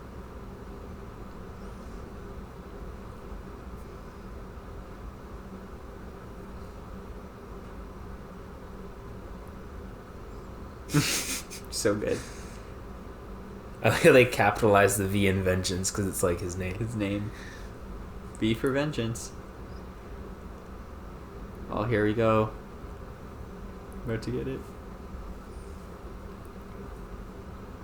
Nice. Oh, yeah. Nice. Yeah, this Batmobile's fucking sick. This is probably my top 2 Batmobiles. What's your ranking of the Batmobile? Like, the 89 Batmobile is just the, like, most iconic thing ever. But I think this is my second favorite Batmobile. So that one's your number 1? I think so. Oh, interesting. I thought you would have said 89. Oh, wait, did you say that? Yeah, sorry, yeah. 89 number 1 and I thought I heard 66. No. 89 number 1. 66, it's either this or 66 for number 2. But I was like, 66 is your number 1? No, either this or 66 for number 2. But I think this, just because this is basically 66, but, like, modern and practical and, like, actually badass. It's so different than, like, so many other interpretations we've seen. Yeah. Although I guess almost all of the Batmobile interpretations have been pretty different. Like, the 89 one is, I don't even know what to call it. It's just, like, a rocket vehicle, basically. Exactly. Well, it's so weird because 89, like, made that one, and then it seemed like everything after that was taking from 89 for a while. And then... Well, especially for, like, the subsequent movies that are technically in that universe. Yeah. But then, like, Nolan, the 66 one is just a car. Yeah. This one's a muscle car. The Nolan one is a tank. And then even... as much as we hate the Zack Snyder ones, that is a very also different interpretation of the Batmobile. Yeah. It wasn't just like the same thing. Definitely. I don't even know what to call that one, but it was like... Yeah, it's just a killing machine. Yeah, it had guns on it. Yeah. Brutal. I don't particularly love this entire chase, but the car is cool, so I don't mind it. I will actually say this is my least favorite sequence in the whole movie. It drags a little for me. It's just because, like... I don't love car chases in general. Yeah. It's tough to do a car chase right. Like, I actually think the Nolan car chase in Dark Knight, the one that turns in where it ends up turning into the Batpod, like, I think that's my favorite. Oh, that one's, yeah. Batmobile sequence, because there's so much progression to it, and, like... And that one you have, like, the two, like, Jokers in the trailer truck, like, firing at them. Yeah. And, like, he dives in front of the RPG. There's a lot more going on there. This is very much just two vehicles chasing each other. Definitely. Until the end where he jumps to the flames. That's fucking Which awesome. is awesome. And then, obviously, the classic shot of him walking. And we've said we wish that wasn't in the trailer, because seeing that so in the movie cool. would have been like, holy shit. Yeah, that was fucking incredible. But yeah, I mean, we literally only see this car in this scene, so, you know. Yeah. I try not to be too hard on it. This is its time to shine. Yeah, but, yeah, just sort of a bit too long, not great car chase compared to some other stuff. I also love how every Batman movie there's like a requisite Batmobile scene. Like, I would be totally fine with the Batmobile just being a background I need to get from point A to point B device. I don't need a Batmobile dedicated scene in every movie. Actually, if anything, I would say if there's one scene that could have waited for the second movie, this could have been like a second movie thing where we established the Batmobile in the second movie, not even at all in this movie. Yeah, I'm maybe he just that. uses the bike in the first movie. Sure, yeah, that totally would work for me. But speaking of the bike, I like how that's like, it's technically his Bat Pod, but it's just a regular motorcycle. Yeah. There's nothing special about that one. And I love the way it, like, yeah, it just speaks to, you see it a lot in the animated series as well, actually, that, like, for a lot of his like day-to-day travel, he will just use the like a motorcycle. Like that's what he does there and in the comics. Because like, why take this big clunky car everywhere with you? Like that's difficult. And where are you gonna hide that? Like it's the fucking Batmobile. Everyone would know it. So especially if you're doing like a stealth mission, which more often than not Batman should be, except in the movies where for some reason he's always an action hero. But a lot in this movie he's not even like he's spying out of costume and exactly. Like, especially towards the beginning. And later when he goes to the club just as Bruce Wayne. Yeah. Which is a great scene. Yeah, here we go. This part is awesome. Yeah. I mean, is it ridiculous that it all lines up for him to make the jump? Yeah. Yeah, sure. Do I care? No. Like, who gives a shit? Actually, there's a similar thing in Batman Begins where he shoots down like the back of one of those trailers, right? And he drives off of it. Actually, yeah, that's so true. Oh my god, here we go. Fucking gorgeous.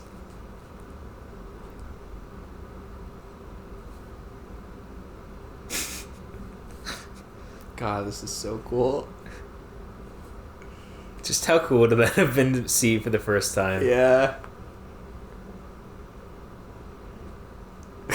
The penguin flipping is kind of funny. I love that shot of the Batmobile. Holy like shit, I forgot. He should have died in Oh that no, car Penguin! crash. It's ridiculous how Penguin's alive.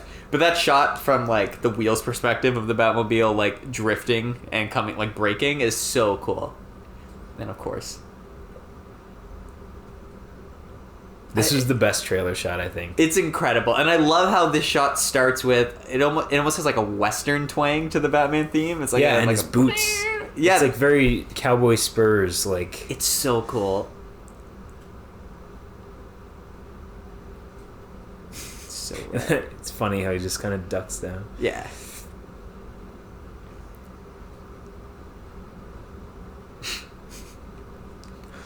There he is, our boy.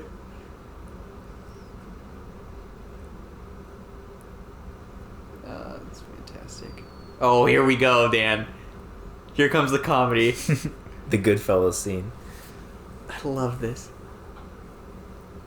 Every line of dialogue in this scene.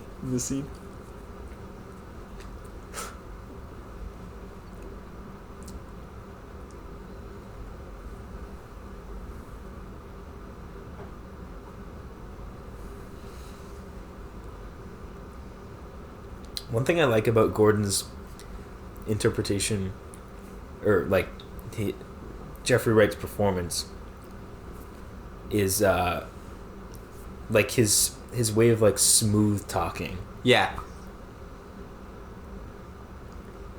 It's very particular. It's very old timey. Yeah. But like not in a silly way. Like it works. It like works adds to the noir Yeah. feeling of this movie. Yeah, that's a good call. Gordon is kind of like yeah, this is great. Like Batman is the noir detective of this, but Gordon's like the normal noir detective. Yeah. Of this. And he's literally a detective. Gordon screaming, "Open your eyes" will never not be fucking hilarious.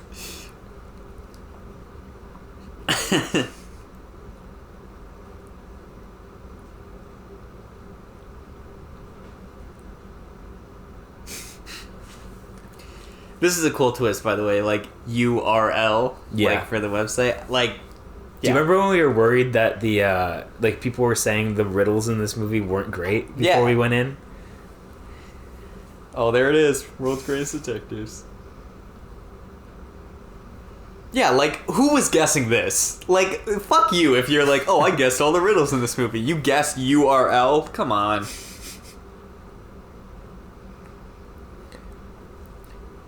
But also, it was like, I like how they handled it where it wasn't just riddles for the sake of riddles. It was riddles that actually required the context of the corruption. Yeah. And knowing that circle to be able to, like, figure out the answers. Yeah, definitely. And it's like, Riddler is so hard to do right. And, yeah. Yeah, because he could just be like, haha, solve my riddles, Batman. Yeah, Prove exactly. you're a genius, but they really nail it. Giving him a specific agenda was perfect. I like this little Matrix green text on black. I gotta watch the Matrix again soon.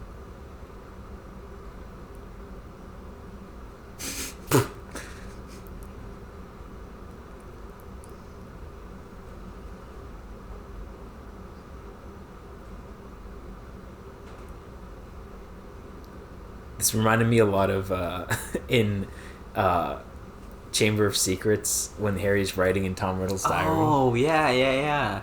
Getting all the responses. Also, is Riddler just 24/7 waiting on this, like, terminal to answer these questions? Yeah. I mean, he is a fucking weirdo creep. He's definitely an incel, so. Yeah.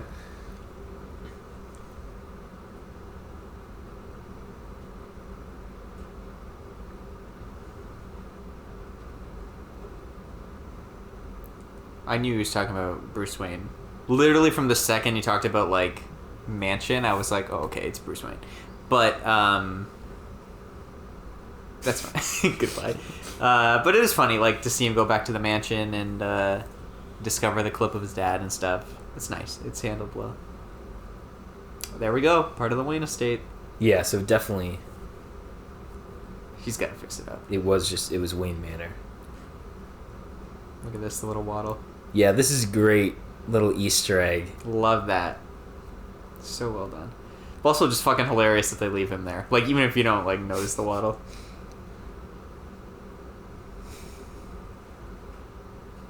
It is cool how the whole color palette in this movie is sort of defined by the different color of headlights, in a way. Like, there's almost this warm yellowish orangey color, and then there's also, like, the red, which are sort of the main two colors, and they're both very, like, dimly lit street headlights on cars, vehicles, like... Yeah, that's what I picture when I think of the color palette of this movie. It's just like those warms, those like sodium lights, for example, on cars, or like street lights especially. Exactly. Especially because the street light outside of the club is literally a plot point, and that is one of the most memorable scenes for me in the movie, when he brings the rat under the light. Yeah, it's great. Just such attention to detail. Oh. Jump scare. What do you think the color palette's going to be the next one? I mean, I know fucking everybody on the internet is like, it's going to be blue and it's going to be Mr. Freeze. If it's a Mr. Freeze movie, it has to be blue. Yeah. I think either way, we've done the warm colors. Now the next one should be a colder palette. Agreed. Purple, blue, green, etc. That would be sweet. Ooh. Although I don't want it to be... I don't want it to go into like the Nolan... like everything has a blue color temperature in it, but it's uninspired. Like, I want it to be like very vibrantly blue, purple, whatever. Absolutely, yeah, totally agree. I do say that the green should be held off for the last movie, though, actually, because we've talked about this. I hope, ideally, we have this movie, the next one would be like, it would be amazing to have a Mr. Freeze movie, and then the final one is, the second one also maybe drops hints to the Court of Owls for the third movie. Then the third movie is Court of Owls full on, and I think a green palette for that would be really nice. Yeah, definitely. I don't know why, it just makes sense. Yeah, it seems to fit.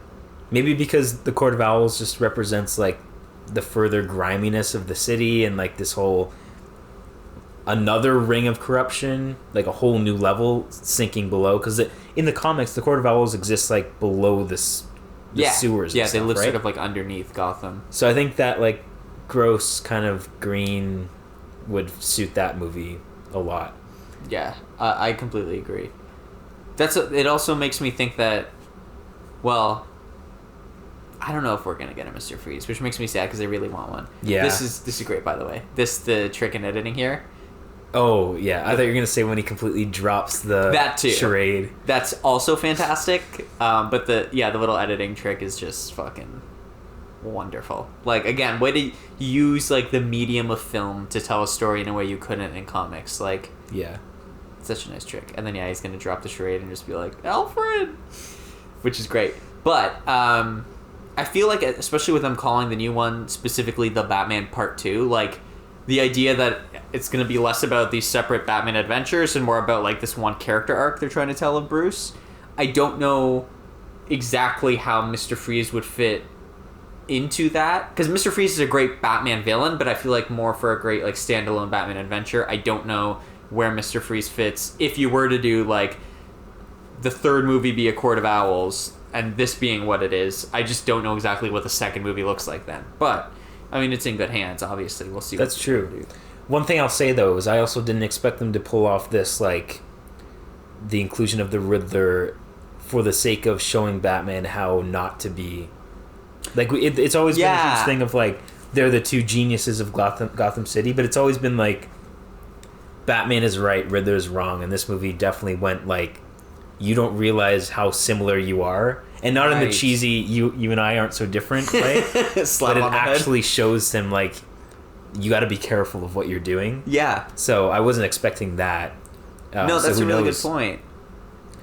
And I do think, I mean, okay, let's say, just for argument's sake, and I know we're not really talking about this movie right now, but it's also because now is a lot of the, you know, ramifications of Bruce being sad that Alfred's almost dead and just dealing with some of that. But assuming that the whole premise of this trilogy is going to be this idea of, like, Bruce building up the Bruce Wayne part of himself and building up the good part of himself and having to sort of, like, manage that within the Batman persona. Outside, like, with what you were saying with the Riddler, I wonder what villains in general exist that are a good reflection of, like, to further along that idea of Bruce having to lean into Bruce. Because I feel like a lot of the standard ones I definitely think Harvey Dent. Yeah, I mean, that's the thing, right? Two-Face is a great example of that. This is great. He's, like, the perfect amount of fit. Yeah, he's not, like, unnecessarily jacked, but he's just, like, he's not like the Ben Affleck where he's, like, CrossFit. A fucking mountain. Can I, like... Okay, this is a problem I've always had. This is going to be very niche and specific. I love... Specifically the screenshot of Coulson rubbing his face, yeah. Although I don't know why he had to be shirtless in this scene, other than for the vibes. Yeah. But that's okay. I guess requisite shirtless. But it's not like... It's not like a... like, what do you call it? It's not meant to show off... It's not a money shot. It's not like, look how strong he is. It's supposed to feel like he's sort of malnourished a little bit. Yeah. Almost like he couldn't be bothered to put a shirt on. Like, he's just so focused on all the scars and stuff. Yeah. But yeah, I've always had a problem. Like, I love, again, thinking about the type of practicality I like about Batman is, like, how would this fit into a person's life? You know what I mean? And so I do think a lot about the idea of, like, when would Batman have time to, like, work out and eat properly? And also, like, why would you work out like a madman before you were also going to have to physically exert yourself, because you would be exhausted from working out and your muscles would be sore and stuff. So I've always preferred, rather than like a perfectly cut Batman, a Batman that's more like, this is a, like, construction worker strong, you know what I mean? Where it's like you're strong because you have to use those muscles daily, not because you're in the gym 24/7 and you have that, like, ideal body type. It's just as a result of being in the field. Exactly. Because, again, like, if you're going to be out all night punching people... That is your workout. Yeah, that's your workout. Why would you also do a workout during the day? Like, you would be so sore. That wouldn't make any sense. It wouldn't be conducive to, like, fighting people at night. Yeah, and also for me, it's like, I obviously prefer the interpretation of Batman that has less brawn and has more brains and uses gadgets and, like, is strategic about it, so he doesn't necessarily need to be the most jacked person to, like, literally just beat up everyone uninspiredly. Exactly. And also, like, the martial arts expert, right? Like, he has the technique. Like, he doesn't need to brute force his way, like you're saying. Exactly. It's more like he knows the exact movements and stuff. And yeah, he has strength from just fucking doing what he does all the time. And so, yeah, anyway, I think Robert Pattinson's physique is great because he definitely just looks like someone that probably doesn't need to eat enough for the physical activity that he gets, but also, like, has strength from just, like, physically doing stuff all the time. Yeah. It's a really great physique. And I remember seeing a video or reading up or something that his preparation for the role wasn't like gym training. It wasn't like every other superhero movie where they're like, I need to go on a strict, like, regiment, like, regiment. Yeah, it was literally just like, oh, there we go. Right from comics. She's the daughter of Phil Cohn. I remember you said you couldn't believe we were actually getting this. I was so happy because I thought maybe it was like, maybe in the next movie they would hint at it, but the fact that they just did it in this movie, I was like, hell yeah. I didn't even know that was a thing. Yeah. So I actually thought they made it up for the movie. No, yeah, it is from comics, which is great. Look at the shot. Jesus Christ, this movie's beautiful.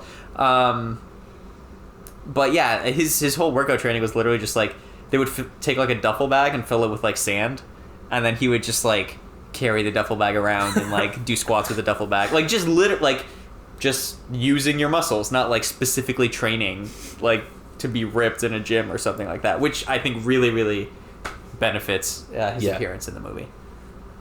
I also just want to point out that all of the shots we get on this skyscraper looking out onto the horizon, there's clearly a bay. Yeah, like clearly.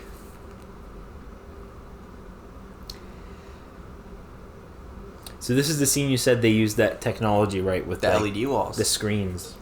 It's like unnoticeable. I would have never guessed. It looks fantastic. I thought when I watched it that it was just filmed on a construction site.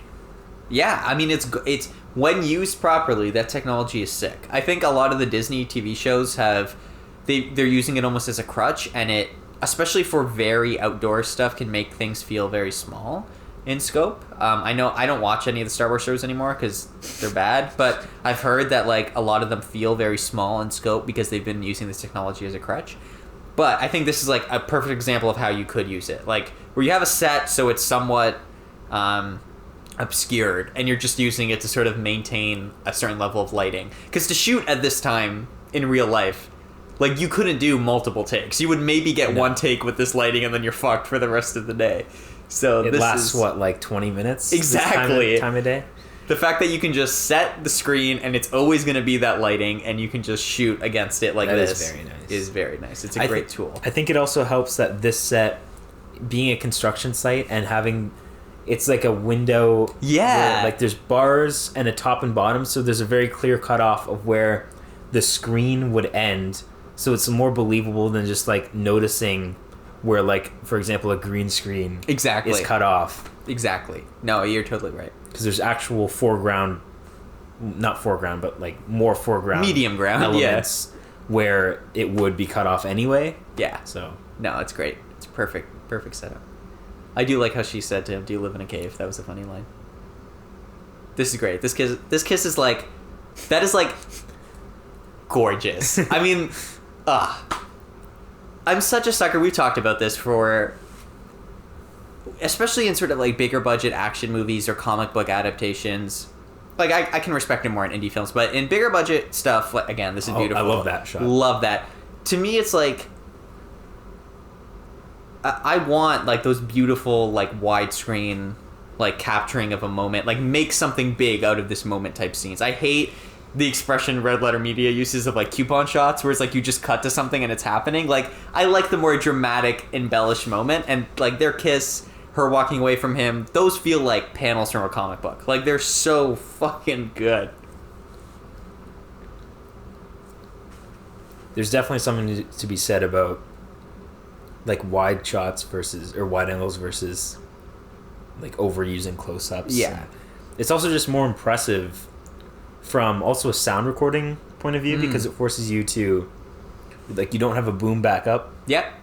You gotta use lavs, and it's just like there's more, your whole body being in frame too. It's like there's more pressure on you to actually, like when it's just a close-up of your face, all you have to be concerned about is your face. But you know, there's just a whole other element when your whole body is like, you need to act with your entire body. So, definitely. All around it's just more impressive, and they look great. It looks great. This is so good, by the way, that they did pull from Hush. Also, that Hush thing is cool. People think Hush might be the next villain. That would be a cool villain we've never gotten before. And they do kind of play around with the idea, because the reporter that Thomas Wayne wanted to have killed is the name of Hush in the comics. Oh yeah. And they literally show Hush in the screen, so people were like, Hush? And also, that would fit perfectly in this like detective-y Batman outing, that we're like, if the second one is going to be similar, that's a perfect detective story. Yeah, you know what, you're right. This. I wonder if it will be Hush. That would be a nice one to get. I love this callback of him at the door. Do you know who I am? Parallels. But yeah, it's cool that his mom's in Arkham. That was a nice little touch that I was very happy they did, and I also called. But yeah. And we're pretty sure these guys are Tweedledee and Tweedledum. Beautiful. Oh, is this where they're talking about balls? Yeah. So this, we never would have caught it if not for subtitles.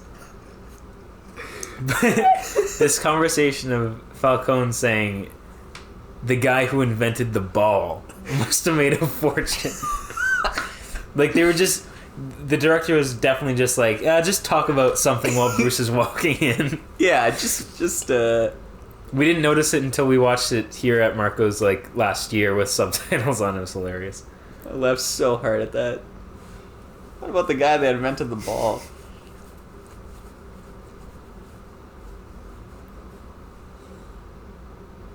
There's also, there's a part here where he's talking to him when he goes to shoot a ball, and it's just like a pathetic little, not pathetic, like it's just a very feeble little like pool shot. There's son of a bitch. Like instead of like when you picture a pool shot, it's just like people showing off, like especially if you're a mobster, right? Yeah. Trying to be intimidating. I like how reserved he is. Like, you're right. Like, everything about this character feels reserved, which is so different from mobsters in movies. From the Batman Begins version? Well, I mean, that's...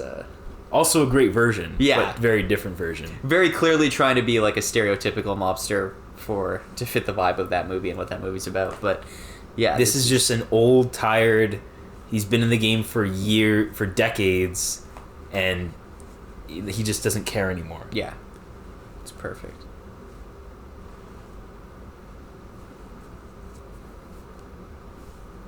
I do like this, though, how he maybe lies to him, maybe doesn't lie to him.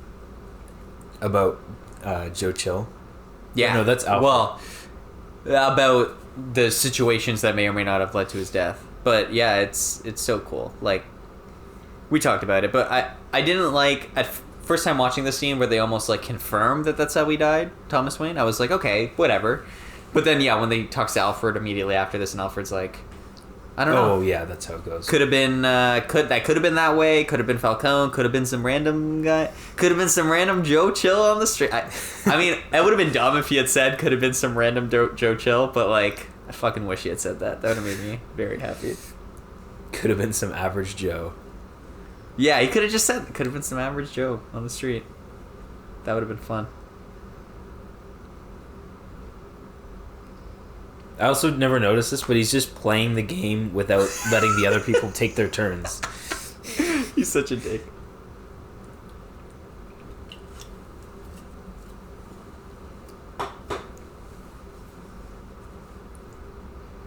Do you think Bruce is going to have a different haircut in the next movie? Yeah, I think so. He has to. I think it's part of the... Definitely by the end of the series, he will have a different haircut. It's part of the transformation. Yeah. Is it going to be by the next movie? I don't know. Maybe he'll get it in the next movie. It'll be a big haircut. Maybe it'll be like in The Dark Knight where we see Bruce change the helmet. Yeah. Instead of just having it different at the beginning of that movie. Right. Which I've always respected. Me too. Instead of just like new superhero sequel, he already has like a new suit. Yeah. That happens a lot. Yeah, his hair is ridiculous. You know what I thought was going to happen in this scene, though? Because this is, like, his parents' old room. And I swear for a second I thought he was going to go in the room and there was going to be, like the bat. Like, from year one, you know how a bat crashes through the window? I thought we were going to get that scene here where he was going to be walking around a room and then, like, a bat would come crashing through or something. It didn't happen, which is fine. Like, it wasn't disappointed it didn't happen, but I thought it was a possibility. Regardless, I think the vibes of, like, him and his parents' old room is still present in this scene.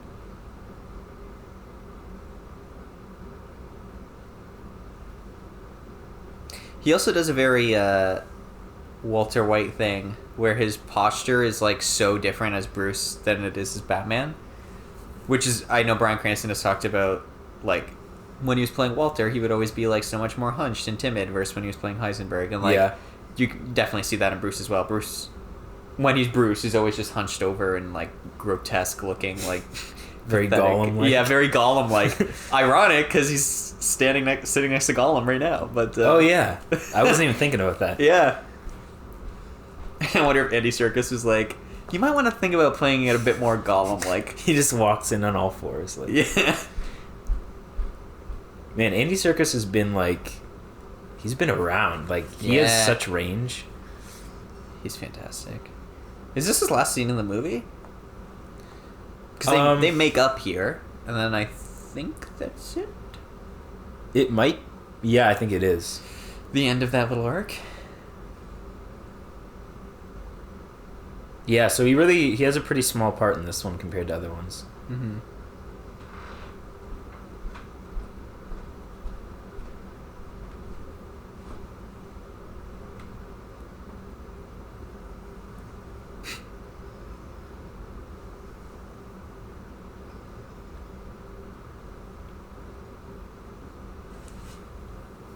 I'm very glad they went with like this.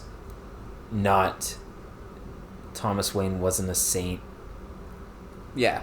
Compared to a lot of other interpretations, it's so much more interesting to me.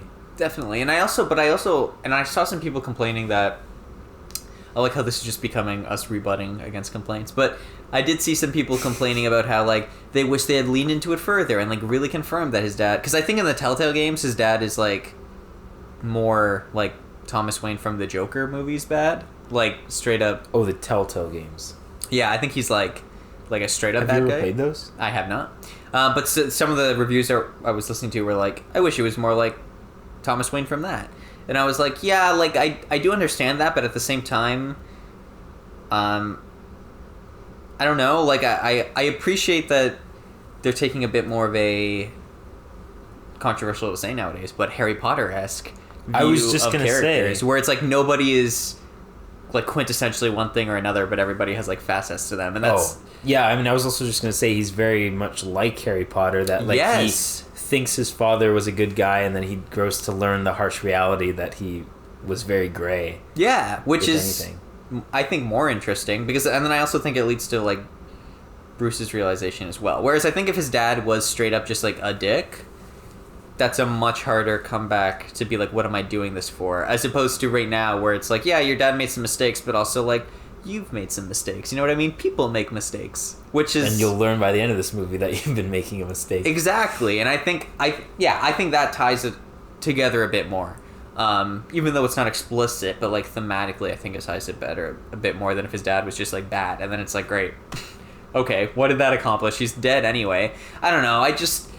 Anytime there's like a definitive answer on like the Waynes were bad and so that's why they were killed, or like whatever, the Waynes were involved in this and so that's why they were killed, it just bugs me. Like if you want to imply that, that's fine. Again, like this scene does, where like maybe it was that, maybe it was random, we don't know. I much rather that explanation than something like overly definitive when it comes to Bruce's origin.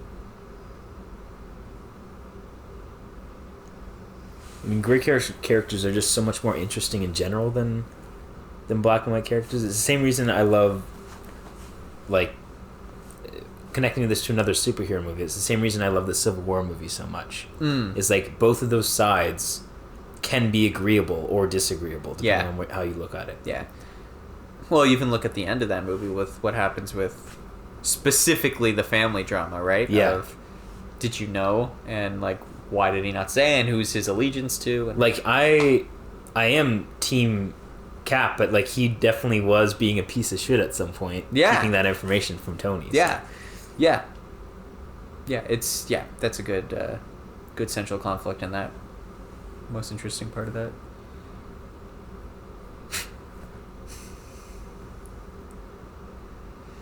We didn't point it out, but I do love how at the start of the scene, Alfred wakes up and is so happy that Bruce is there. Yeah. And Bruce is like, you lied to me. He immediately starts interrogating him. Nice. I love a good Bruce is in the middle of something and sees the bat signal. Because it's so like... Other superheroes don't always have like moments like that, but that's a very uniquely Batman thing that is fun to play with. He's always on call. Similar to like Superman being in the middle of something, but he hears something going on that he needs to go help with. Yeah, you're right. Yeah. And then in the Tobey Maguire Spider-Man, he has a police scanner. So that's something. Oh, yeah. Because they wanted to have that type of scene, but that was the only way they could do it. Just a fun trope. This is also cool that Catwoman called both of them this time. Yeah, they're all working together. You think Catwoman's going to be in the next one? She has to be, right? Oh, yeah. Oh, you know what? She might be in the Penguin series, though. We're saying, like, who could be, like... Well, she's gone.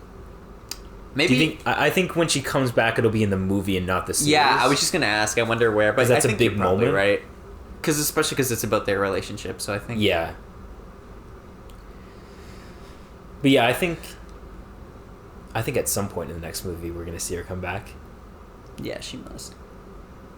She says she's in Bloodhaven in the meantime, though. Nightwing? I mean, we'd need a Robin first. Yeah, we don't have a Robin yet.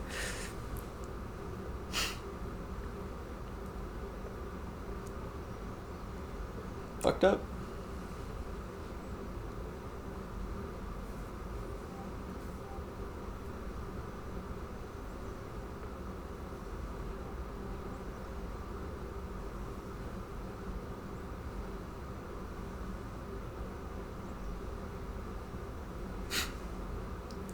God, Falcon's so good.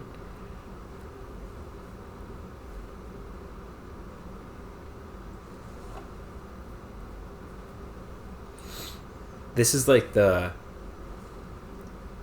the moment, right, that we find out it's Falcone? Yeah, right here. He's the rat.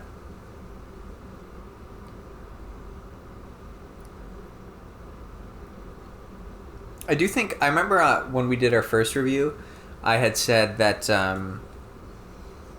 as much as I like the Falcone stuff, it felt a little disconnected. Like, to deal with the familiar... the family drama. Like... Familial? Yeah. I couldn't think of the words. I just went with family after. Like, of that. And then, like we haven't seen the Riddler in, like, half an hour, let's say. But... Yeah. Upon, like, further rewatches, I do think the plots tie together nicely enough that it doesn't really stand out as much or feel like a bigger thing. And, like, it is obviously necessary to Riddler's plot as well with what's going to happen later. So, yeah, I think it does all work together. Just on that first rewatch, it was a little bit like, oh, yeah, the Riddler's still in this movie once we get to that. But yeah, well, it's kind of like the Riddler is the person that... It's like, if this was a video game, the Riddler's the guy that gives Batman the quest. Yeah. Of, like... You need to, in order to get to me, you need to do this, like, bidding for me, because this is the message I'm trying to drive home. And he's not even wrong. He's wrong in his means, but not in the message. It actually this movie does kind of have a little bit of a video game-like structure, I guess, in so much as there's sort of, like, these distinct, like, mini-bosses, if you will, throughout. Like... You have to deal with the Penguin, we have to deal with Falcone, and, like, we ultimately build up to dealing with the Riddler, and then there's, like, the big sort of climax. So it does have that almost segmented into these specific, like, worlds, like, these specific chapters that, like, we're doing this now, and then we're doing this. It could also be a TV series, to be honest with you, like... Yeah, it could definitely have worked as a TV series. Yeah, you could have broken it up, extended a few things, and it definitely would have worked. Because it's those almost like mini climaxes. Like, we've dealt with this thing now, and now we've dealt with this thing. It's good. I refuse to believe that Matt Reeves is unfamiliar with the video games. I know. I love this. Hell yeah, no guns. Classic Batman. Remember when we thought that it was going to be the other way around and Catwoman was going to teach him this lesson? Yeah, that's a big mistake. But I'm glad that he wasn't killing people, because god damn, am I sick of watching Batman. Oh no, yeah, I don't think... I didn't ever think he was going to be killing people. Yeah, but he'd be too far. Yeah. That is a fantastic Catwoman line. Yeah. Just the right amount of, like, cheesy Catwoman-ness, but it still works.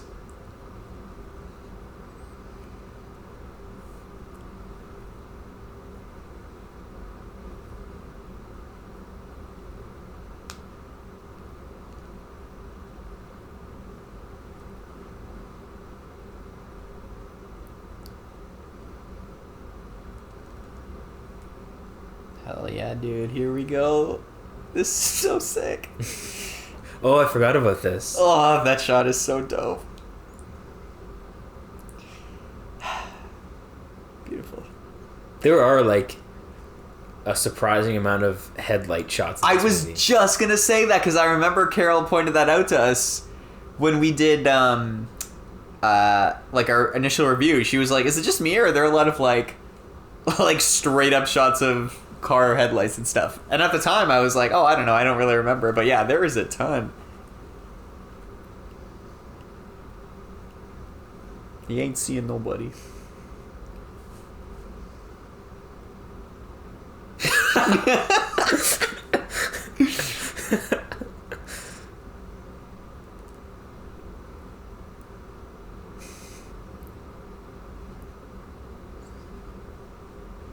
And here we have our third time that Bruce comes to the door.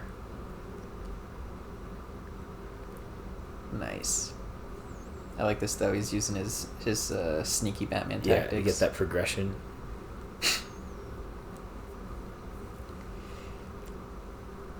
He's already pre-applied the eye makeup. Save himself some time. This is dope. Just fucks up this guy. Actually, why would he apply the eye makeup? Oh, so we can change later? Yeah, I guess just so we can put the suit on. But it's like you're already putting the whole suit on. Like, how much time are you really saving? Well, actually, he was just in the suit, so he still had it on. Oh, that's right.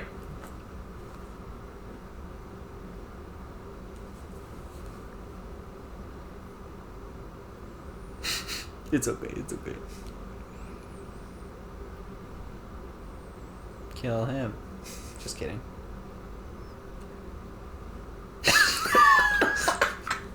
Of course his name's Vinny. Vinny!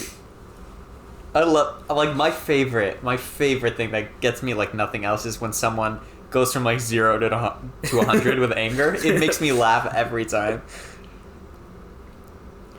Here we go. See, he's Batman now. He's gonna shut off all the lights. Yep. It's sick.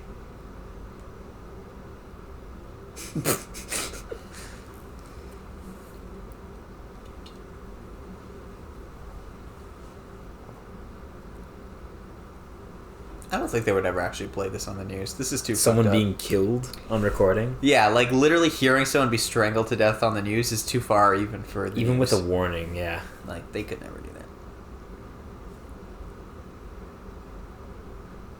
Especially not like primetime news. Like literally like the main news station in Gotham. Everyone's getting home from work. Yeah, like They've just eaten dinner. there's just little kids running around the house while the parents are watching the news.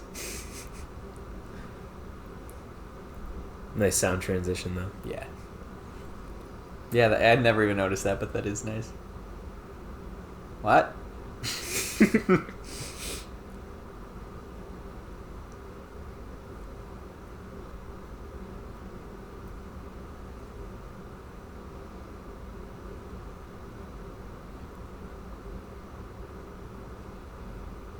Nice. Hell yeah, here we go with the red again. He's already in his Batman costume again. Yeah, I pointed this out before too, but this her whole look here. This is just like the Catwoman year 1 Oh, yeah. look. It is like When the wig comes off. when the wig comes off with the short hair and like the corset and leather pants she's wearing, like it is like a 1-for-1. Oh my god, I forgot about this. Mm-hmm. This is so sick. Where he rips off his own movie. Yeah, but like does it 1,000 times better. Yeah. Oh, this is fucking awesome. Actually, wait. We said it was from one of the Apes movies, right? When does it happen again? Is it with Koba at some point? I don't remember now. Yeah, I can't remember now. Oh, this is so fucking sick. Get fucked.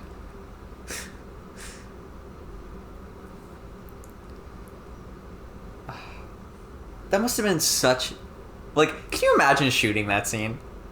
How the hell do you shoot that scene and get all the timing right on everything Without being able to see? to be lit while the exact moves are happening, to understand what's happening? Like, action is hard enough to like shoot In light. Yeah, and to like make it clear what's happening. They must have done it sort of like the day for night technique of like it was actually brighter than it looks, but they like heavily... It must be. They had to have been able to see more than that on the set. Yeah, there's no way. I like how Falcone's classic move is to choke people to death. This is great. We talked about this too, but this is right from the comics. Gives him a little cat scratch on the face. I forget if that's from Long Halloween or... Yeah, I think it's Long Halloween. Get fucked. And then, as you and I have talked about this, just... Yeah. And is that Bruce's theme? No, this is Selena's theme, but it's very similar to Bruce's theme. Makes sense. Yeah. Love this.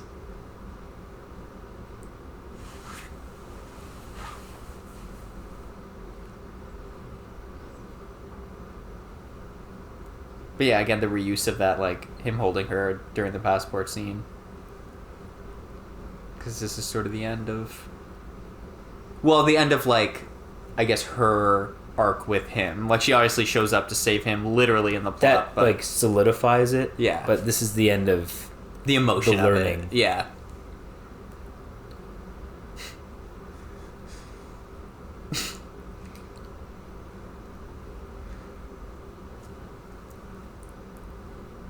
You ready for the most egregious scene in the movie? The most propaganda thing I've ever seen in my life.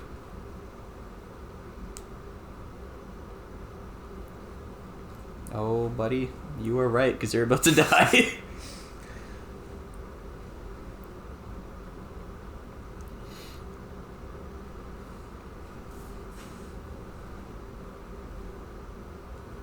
Holy shit, I forgot they actually called out Doro in this movie. It's only fair.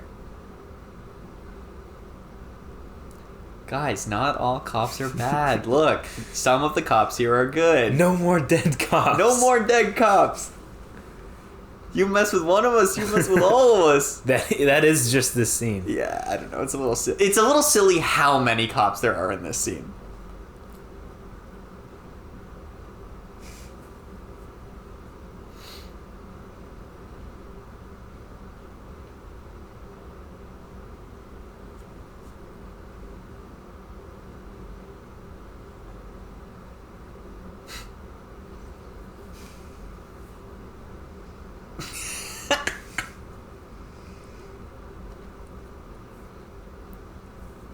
Nice little Blackgate reference.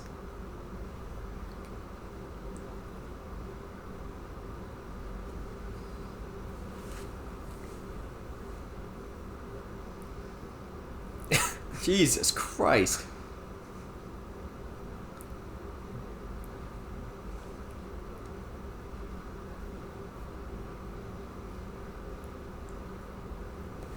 Well, right. This is also a nice parallel people have pointed out, because he tells the story about, like, being shot laying on the operating table and looking up at, like, seeing Bruce's face from the stairwell or whatever. Yeah. Again, people way smarter than me notice that, but I also like how just unceremonious his death is. Yep. Another thing people smarter than me pointed out, earlier in the movie when there's an establishing shot of this part of town, you can actually see the Riddler in that apartment building. No way. Yep. He's just, like, shadowy, like, you can't actually see that it's fucking what's-his-name, but you see someone in that apartment building with the lights on, like, watching what's happening. Cool. So, rewind the movie and go find that, but not not while you're in sync with this, but that's in there. Hell yeah.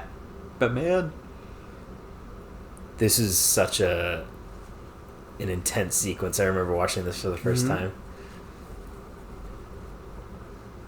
And I remember trying to look for a Riddler trophy on one of these shelves. I know, me too. But this, I think I said in the review, there was a point where I checked my watch. Because I felt like the movie was going for a while, but then when I realized we had more time, I was excited. And this was the moment where I checked and I was like, oh my god, there's still, like, about an hour left in this movie. And I was like, fuck yes. Yeah. Because I couldn't wait to see. Like, because it seemed like we had wrapped up so many things. And I was like, nice. So, like, what's... Now it's Riddler time. Yeah, like, let's get to it. Let's get to the end of this drama.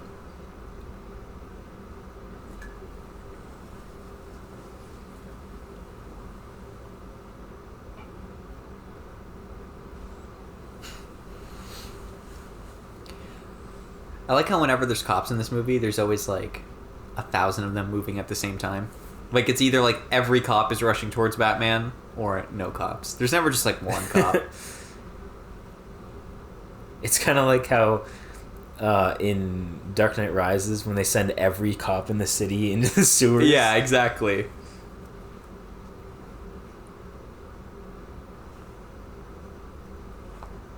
Oh yeah.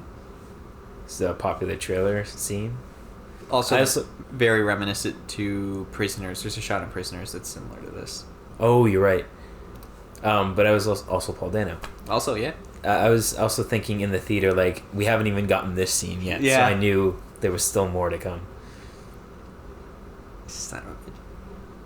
There's a shot, the shot here that we've obviously talked a lot about, where Riddler sees Batman for the first time and like gets very hyped, but like through the window. But in that shot, when Batman walks up to the window, there's a moment where the light from the diner reflects on his suit. Well, he's so fucking funny looking, and it almost creates this like yellow glow around the symbol on his chest. Oh, really? It's a very like subtle. It's a bit more prominent in the trailer. I think they turned it down like in the color grading in the movie, but yeah, it's just a fun little like coloring thing that they did. Huh. Like right here as he's walking towards, see right there, you get like yellow on the chest. Oh yeah. It's very subtle. Might not even have been on purpose, but it's just fun that it worked out that way.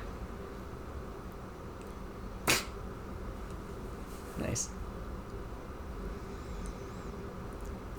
A lot of people pointed out, I think we missed it, when they slammed his head on the counter, how like he makes weird faces. Yeah, he makes a lot of cringy, odd faces.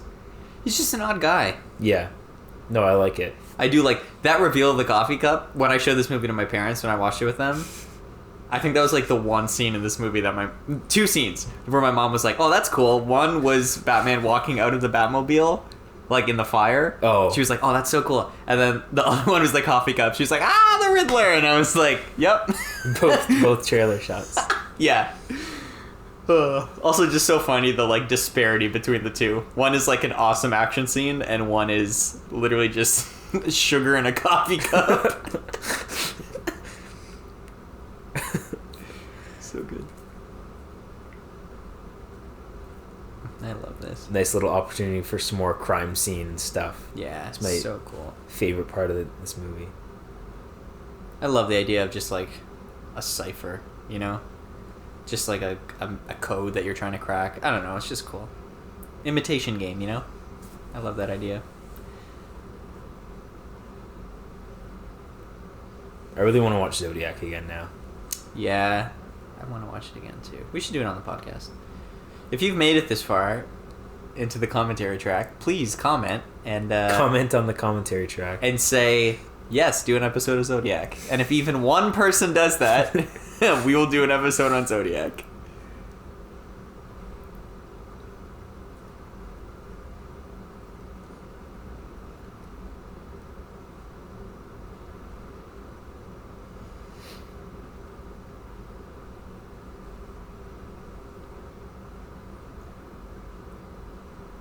It is kind of cool that Riddler is also an orphan, but he doesn't recognize the thematic relevance of that between him and Batman. You know what I mean? Like, Batman knows that he's also an orphan, and so, like, when he's afraid of what he sees in Riddler, like, he can make that connection. But Riddler has no idea that Batman's an orphan. Yeah.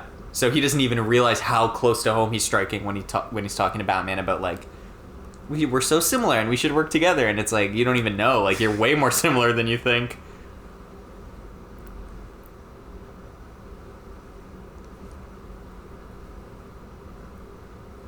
It's a bat. Of course it's a bat. Of course. There's a lot of bats in Gotham City, you know? I feel like I've never seen a bat in a building in real life. Yeah. I don't think I've ever seen a bat ever in real life. Like, what's the climate that bats live in? Like, I've seen bats at Colasantes. Oh yeah, you know what? They do have bats. Which is like a local, like, petting zoo, but there's a bat exhibit there. Petting zoo / they sell lots of plants and stuff. And donuts. And donuts. They have amazing donuts. So if you're in the market for any of those three things, yeah, go to Leamington, Ontario. No, it's a carpet tucker. Duh.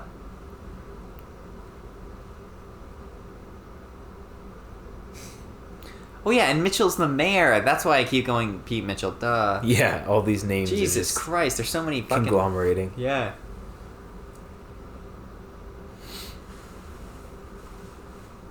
So another dumb criticism of this movie, that I'm just going to call it as being dumb right now, is that people were saying that they felt like them capturing the Riddler was like a natural ending to the movie, and the whole third act action scene was very like a tagged on superhero ending to this movie, which I could not disagree with more, because it first of all, it feels like the whole third act is built up to by the rest of the movie. Like, we've earned this Batman action sequence. It would be weird to not have anything. And then also, they didn't capture the Riddler. He clearly, like, let himself be captured. I don't understand people being like, yeah, they should have just captured him, like, in the diner and the movie ends. Like, but also... fucking, like, they did nothing to capture him. Like, he succeeded and they captured him. What are you talking about? There's no arc for Batman in that movie. But, and then also, you wouldn't have the, like, learning that Riddler thought he was working with Batman and showing that, like, Batman was inspiring the wrong crowd, and none of that would be part of the whole thematic relevance of the movie would not exist. That's my favorite, like, result of his arc in this movie. Me too.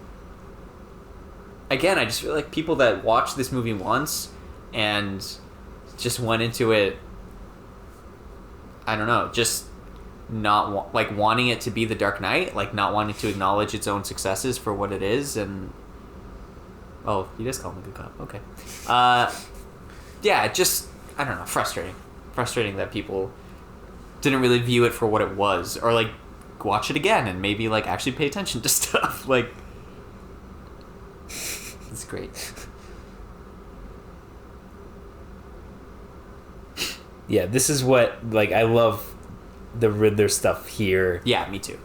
When he just gets to be himself. This is so Riddler. What do you want?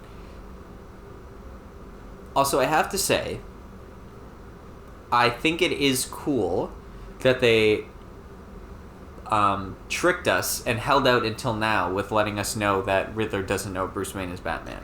That was such a cool revelation. Yes. Because we were sure, in our prediction video, we were like, obviously, in the trailer, like, it was edited, but it's obviously edited from a scene where it's revealed he knows Bruce Wayne's identity. Yeah.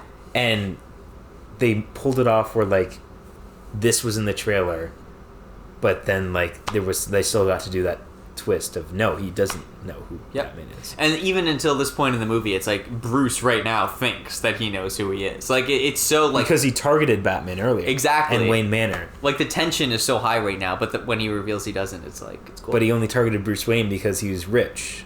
Bingo bango. Yeah. Yeah, it's fun. And then, of course, there's tons of fun theories on the internet that maybe he does know and he's fucking with him, which I don't think adds up, but... It's fun to think about, though, but I like to think that there was a really great twist that he just didn't know.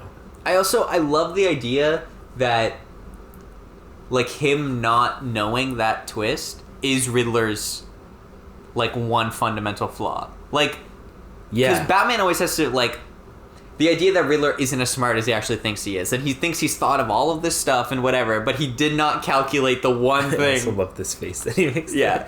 Yeah, you're so right. Great. There has to be that moment in any Riddler story where he's like, haha, you thought you knew everything. Exactly. But even though he doesn't tell him that, the audience gets that anyway. Exactly. And he gets his own when he realizes that Batman doesn't want to work with him because he's a piece of shit. Yeah. So you get both. Yeah, we have the cake and we eat it too. Yeah, it's fantastic. I can't wait for Ave Maria. Oh yeah, I knew that was going to be a meme from the moment I saw it the first time. I was like, I also just love the no. Yeah, that's... Oh man, so many memes from this. It's so good. I also think that this is one of the better like villain monologue in a prison cell to the hero, like, sequences we got recently. Like, this is shares a lot with, like, the Joker and the Dark Knight, but I always think of Inspector with what's his name, Christoph Waltz. Oh, there's a very similar thing that I've just completely forgotten. Yes, like, that was just so uninspired. But this one plays out really well, and it's very memorable. Yeah. Just the dialogue and the twist that we talked about.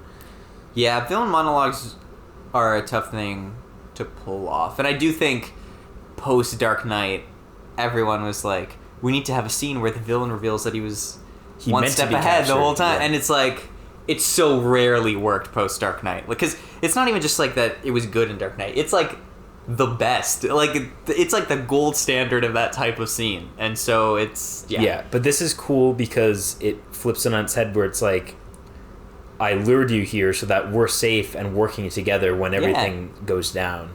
Yeah, it's fun.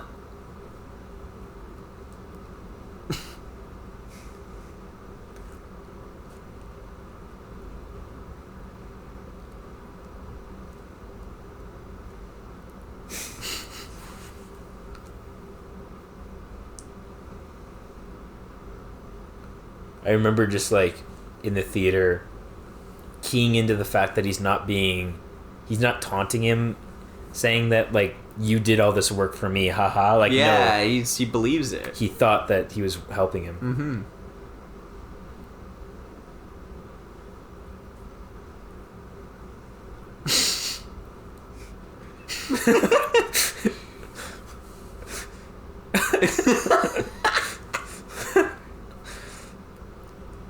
No. Here we go. I love the scream he does right here.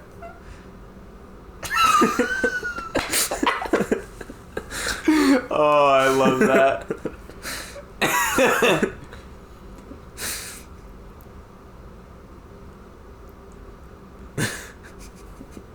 It's so, like, it's funny, but it's so good. I will say, too, yeah, I also, I mean, we've talked about the sound design, but the fact that, like, depending on what side of the cell you're on, you can hear certain people clear and muffled. Yeah. Like, again, it should be such a basic thing that you don't have to point out, but, like, it's so well executed in this.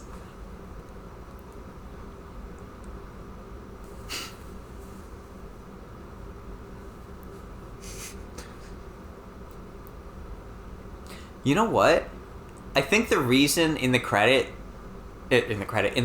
that the audio trick they did was so convincing is because the audio of "You're really not as smart as I thought you were" and Bruce Wayne are both taken from when he's behind the glass, so they both have the same. Like, it's clearly in the same scene, even if they're not like right.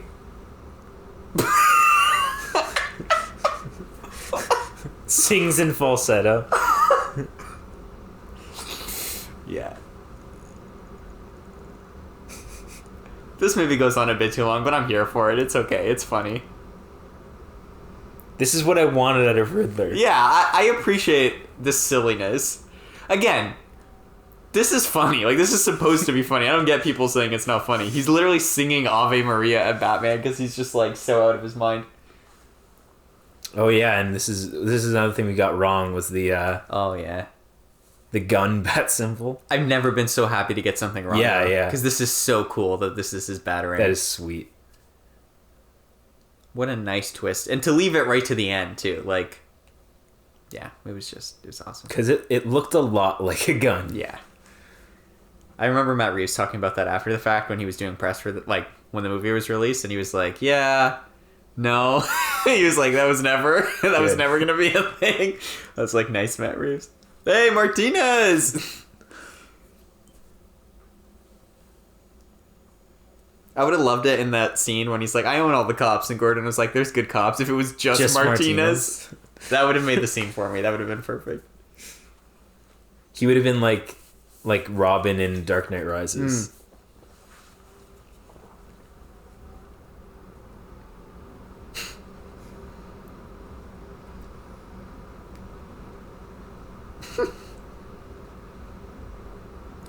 I love seeing Batman use a flashlight. It's such a simple little visual touch, but it's so comic booky and animated series-y, and we've literally never seen it in live action before this movie. Is that his flashlight? I don't think that one's his, but earlier in the movie we do see him use his little blacklight flashlight, and then in this he's using... Because he doesn't have like a Bat-branded light, does he? Oh, no. He just, he typically will just carry like a tiny little just a little flashlight to look around things. But yeah, there's not like a specific bat light, like a batarang or whatever. I fucking wish he did. That'd be hilarious. Although in some comics, there was some comic recently, I forget which one, but it's a comic where he had the yellow symbol, but the yellow symbol is like a little bit extended, and you like it can be a light. Yeah, use a light, which is like kind of dumb, and I don't really love it, but whatever. That would be cool on like the armored, the like Batman Returns or Dark Knight Returns suit. Yes. Yeah.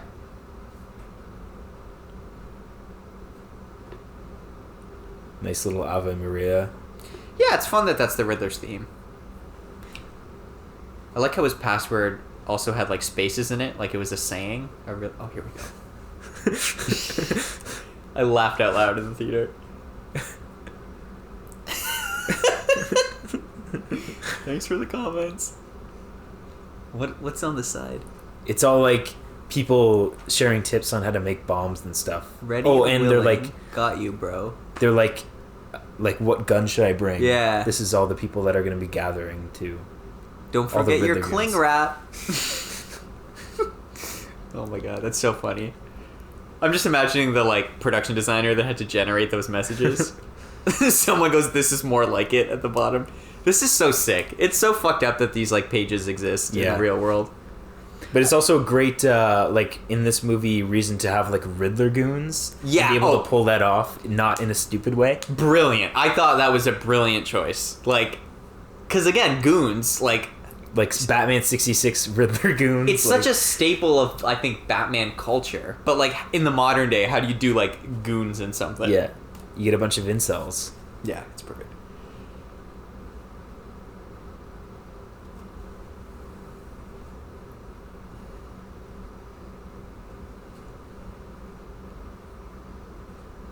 Where'd you park him?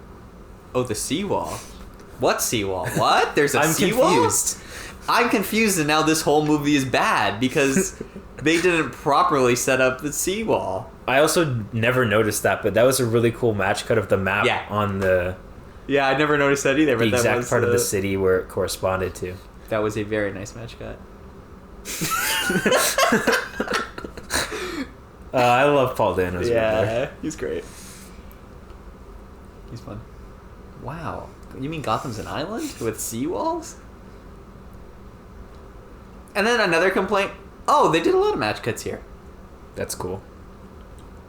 That's fun. How have I never noticed I this also before? never noticed it. That's really cool. Yeah, that's really cool technique. Another complaint people had was like, well, Batman doesn't actually like stop the Riddler's plan. The Riddler's plan succeeds. And I was like, guys, like, do you... Like, why does Batman have to stop the bombs from going off? Like, don't you understand that, like, Batman's, like, like, what Riddler's trying to do here is to try to, like, take down the whole political system. Batman saves the day. Like, he stops the people that are doing the killing. Yeah. Like, flooding the city isn't literally about flooding the city. Like, it partly is, but it's more about getting everybody here so these guys can kill all the people. Yeah. And he does succeed in stopping that. The flooding was not the end game of Riddler's plan. It's just a means to an end. So, I don't... And again, the real just success... more nonsense, the real success is him realizing what he's done and changing his ways. Yes. But yeah, I love this how they copy the Riddler's, like, serial killer... Yeah. Dress up to be, like, actual Riddler goons. So cool. That was handled so well. So well done. And I've never mentioned it with you, I don't think, but I like that pun of real and, like, Bella Real. Yeah. The Real change. Yeah, it works. It could have easily not worked, but I think it works totally. Well, it's because it works even without, like, a real change. Yeah. Is a political movement.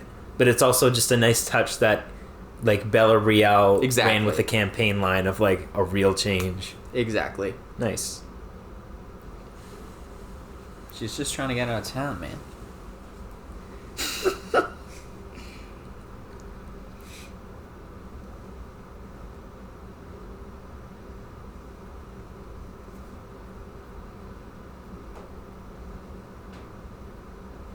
I love this. This is a nice little like precursor of things to come. Like Gordon just takes control of the situation. Oh yeah. I thought it's just again like there's no like explicit like hey you'd be a great commissioner one day, but like he just like takes control of the situation, and I'm like yeah Cool. One of the cops just like tips his hat and be like, "You'd make a fine commissioner one day." Yeah. Yeah. Just very, very subtle. Maybe this will get him the promotion in the next movie. There you go. We love how you handled the situation. It would be cool. Yeah, that was always a funny shot. Yeah. It would be cool to just start the next movie, like the first scene of Commissioner Gordon is him getting like commissioner or establishing that he's been made commissioner. Yeah, I would like that. Instead of in The Dark Knight where it's like midway through he gets that commissioner title. I did like it in that, but I feel like if this were to do something similar, Again, it would feel too Dark Knight-y. So Yeah. I love this. I like, as much as I love the idea, especially as a West Wing fan, of like politicians that really stand up for the right thing. In this universe, I love the idea that she's like, no, I'm not afraid, walks out, immediately gets shot. It's so funny. Yeah, it doesn't really work in Gotham. Like, it just like, yeah, it's such a like anti like idealism. Like, there is no idealism in this city. Just immediately shot.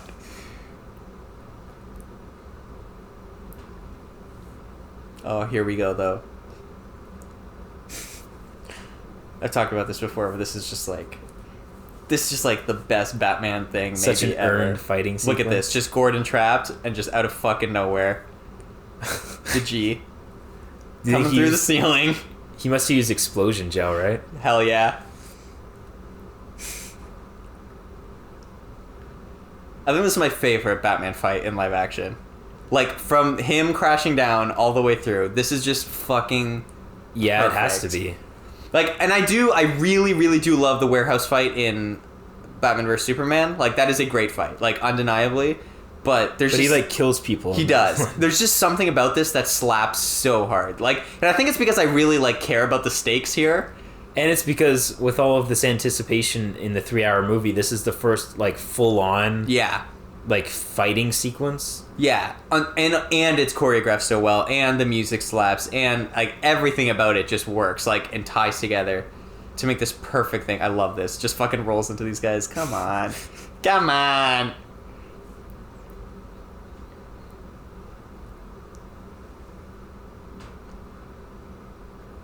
I think the only other thing that's technically in the same vein that compares for me is the training montage with Ra's al Ghul in Begins. Okay, yeah, that training montage is dope.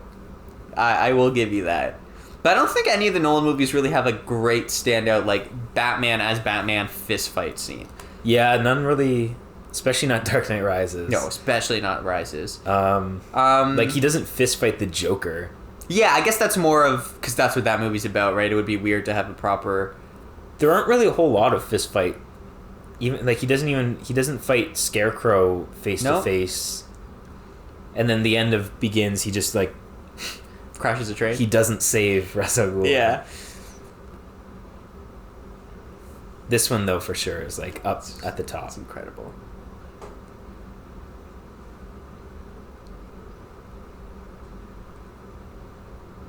This is so cool too. This reminded me a lot of like the smoke pellets in the game.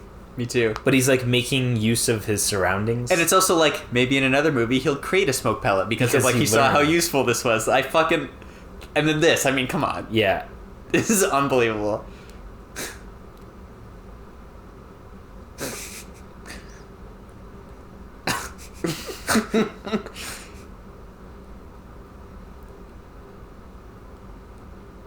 The fact that he's still able to hold on. Yeah.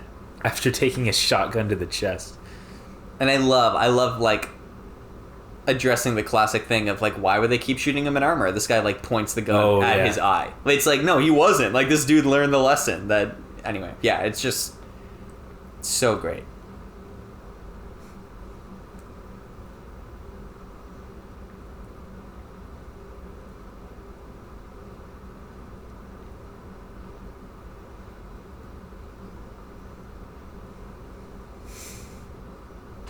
Hell yeah, Calvin.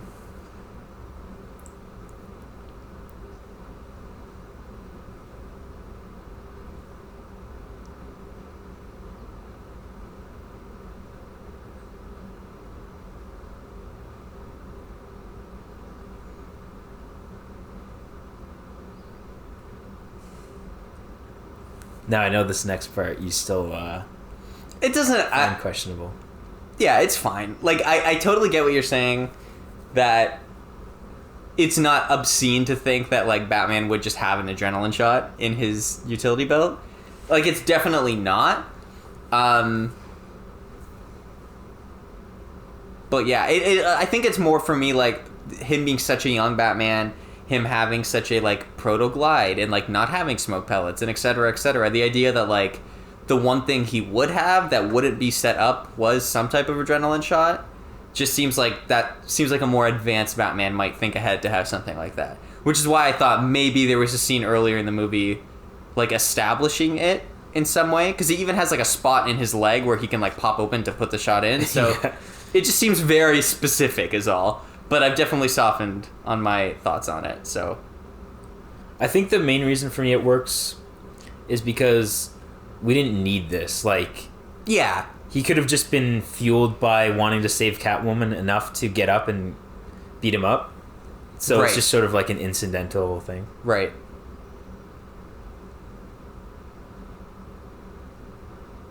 I think it's one of those things that, like, they probably didn't explain because, again, they don't have to explain it. Like, it's just believable that Batman would have something like that. But also, if in the future they wanted to do, like, a Venom storyline, like, they could incorporate this into that if they so choose. But obviously there's no need to. It could just never come up again and be totally fine. So yeah.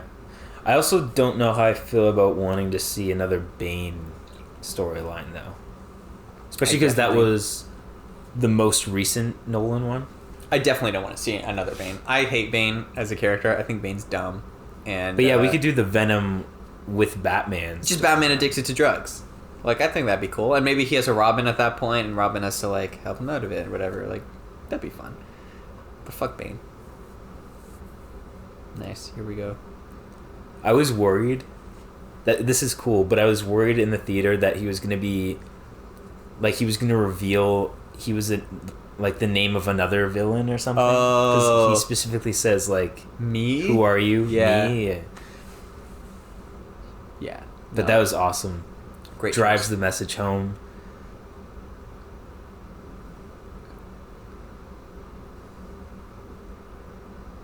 This is great.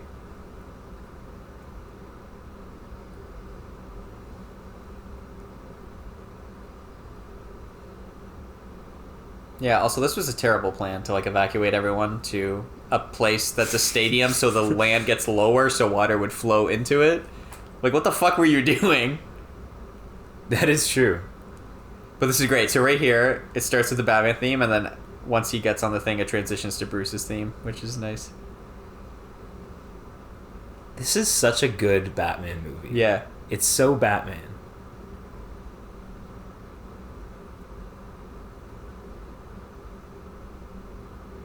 This shot's a little wonky, but that's okay. Just the background looks a little CG, but I'll live with it.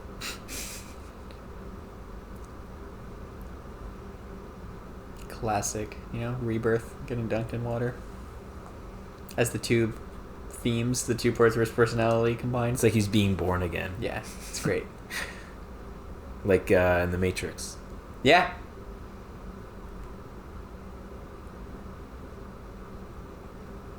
I also saw some people, I mean, again, this is maybe the dumbest criticism I've ever heard. Like, Kevin Smith had this criticism where he's like, yeah, like, I just don't buy Batman as, like, this, like, helping, like, being a first responder and helping out people and whatever. That's, like, so not Batman. Like, because at the end he's like, I need to be more, like, I need to be hope for this city. And he's like, Batman's not hope, that's Superman. And I'm like, that's such a literal interpretation of these characters. Like, obviously Batman's not going to be, like, a Superman-like character in this universe. He's just getting the point across that, like, what he represents to some people is different than what he represents to other people. Like, that it's important to be a hero, which also is one of my favorite aspects of this. We've talked about, like, how Batman has been co-opted by all these fucking just idiot dudes that are like, yeah, it's cool to beat up people, but at the end of the day, Batman, well, that's what this movie's speaking out against. Exactly, like, he should be a heroic figure. Look how beautiful this shot is. Yeah, I know, it's gorgeous. And of course, this little boy. Aww. The sewer boy. The sewer boy. I really thought. I don't know why we thought it was going to be a sewer. Yeah. For some reason, I thought this was the sewer. I don't know why. I fucking love this. This is gorgeous. The arc is complete.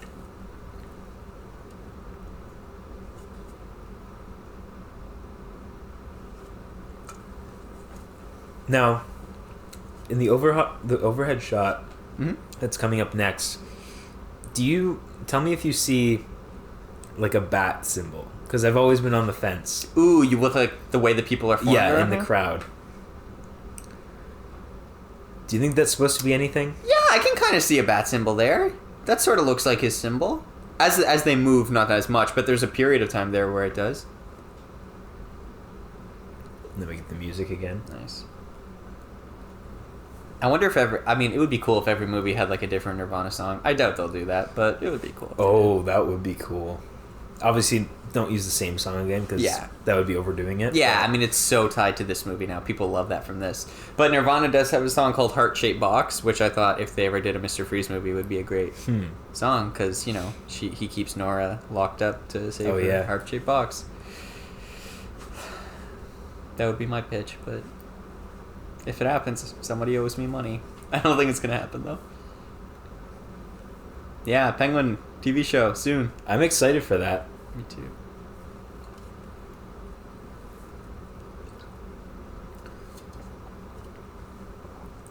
I think the reason I'm not as skeptical as when we first heard there was going to be a Joker movie without Batman is because you can do Penguin without Batman a lot more than you can do Joker without Batman. That movie also turned out to be really good. Yeah. But, like, I'm not as worried as when we first heard that they're doing a Joker movie without Batman. And also because, like, this Penguin has interacted with Batman. He exists in the universe with Batman. He will interact with him again. Whereas I think my biggest worry with Joker was, like, Joker is so much defined by his opposition to Batman. Like, what does that look like in a world where Batman never existed? Like, turns out it looks pretty good because it was a good movie. Yeah.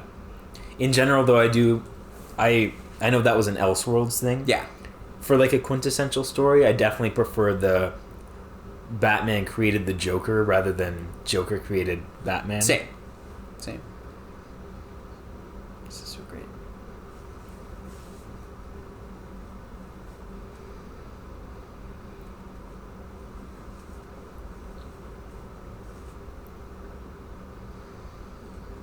Yeah, I mean, I just don't trust anyone that says that this is un-Batman-like. No, I don't see that at all. Like, yeah. I just don't understand how people would complain, like, oh, the movies are too dark, they don't capture, like, the comic book essence of Batman, and then also be like, that's un-Batman-like. Well, which one do you fucking want, then? Like, just... Yeah, well, I don't think those would be the same people. Oh, you'd be surprised. There were not all the same people, but yeah, some people. And those were the people that I was like, oh, okay, so you just didn't want to like this movie then. Like...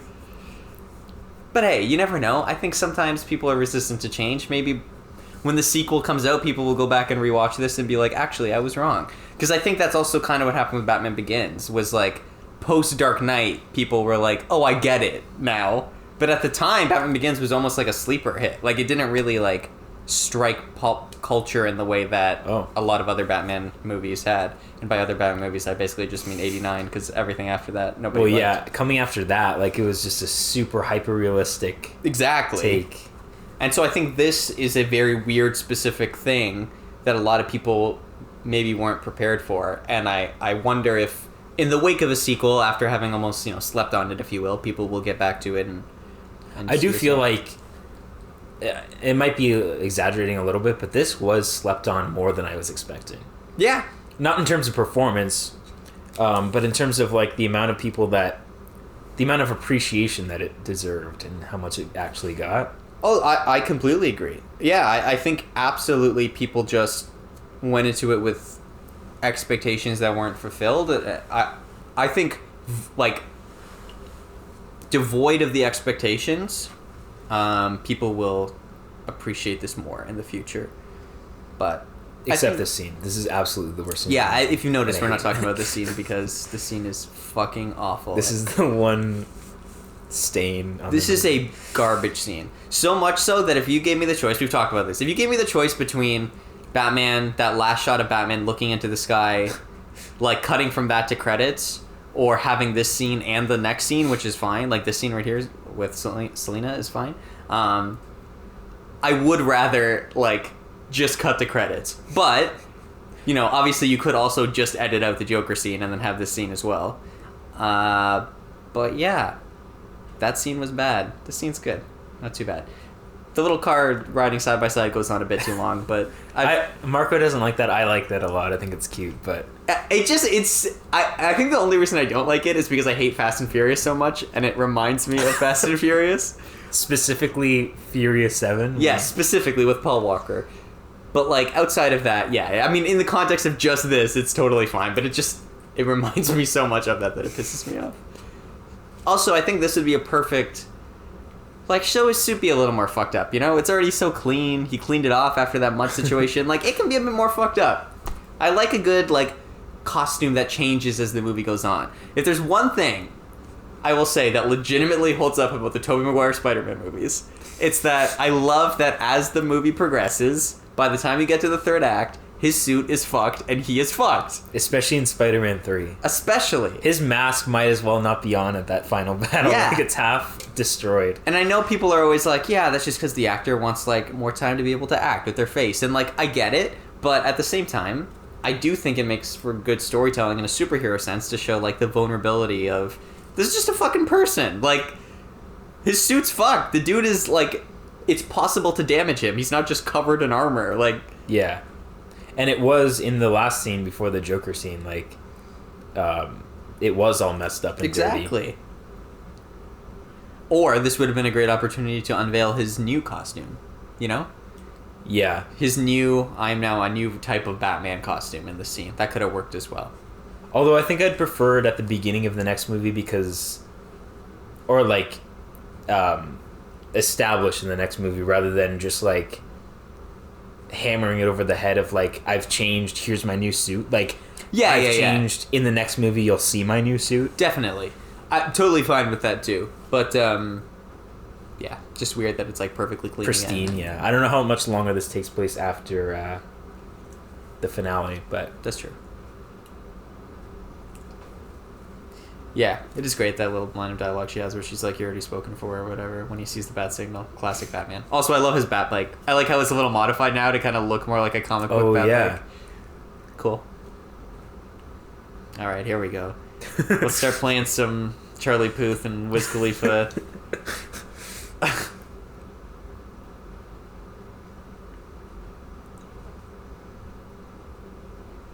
I was gonna say one thing I prefer that this scene would have done that it didn't is have it take place at night, but I think after coming at the end of the movie it makes sense that it's thematically during the day, during the morning.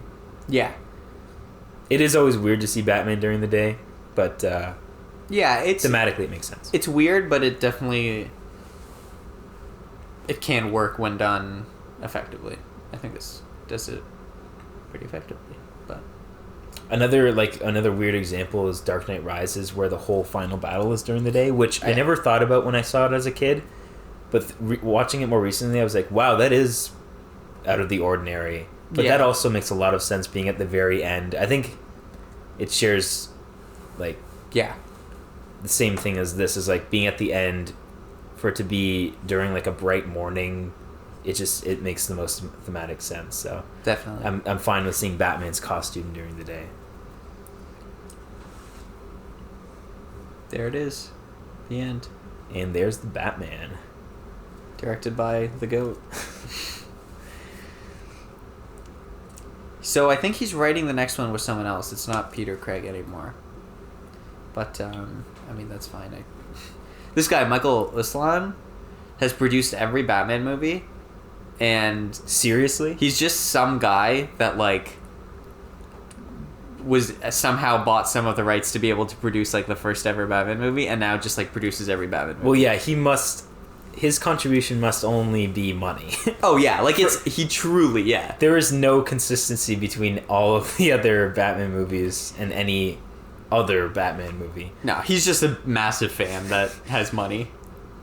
Well, there it is. Yeah, 3 hours later. Sit through the entire credits, but I'm 4 viewings in, and I'm still adoring this movie. Mm-hmm. But yeah, so I guess we can do our little outro during these. Yeah, why not? Might as well.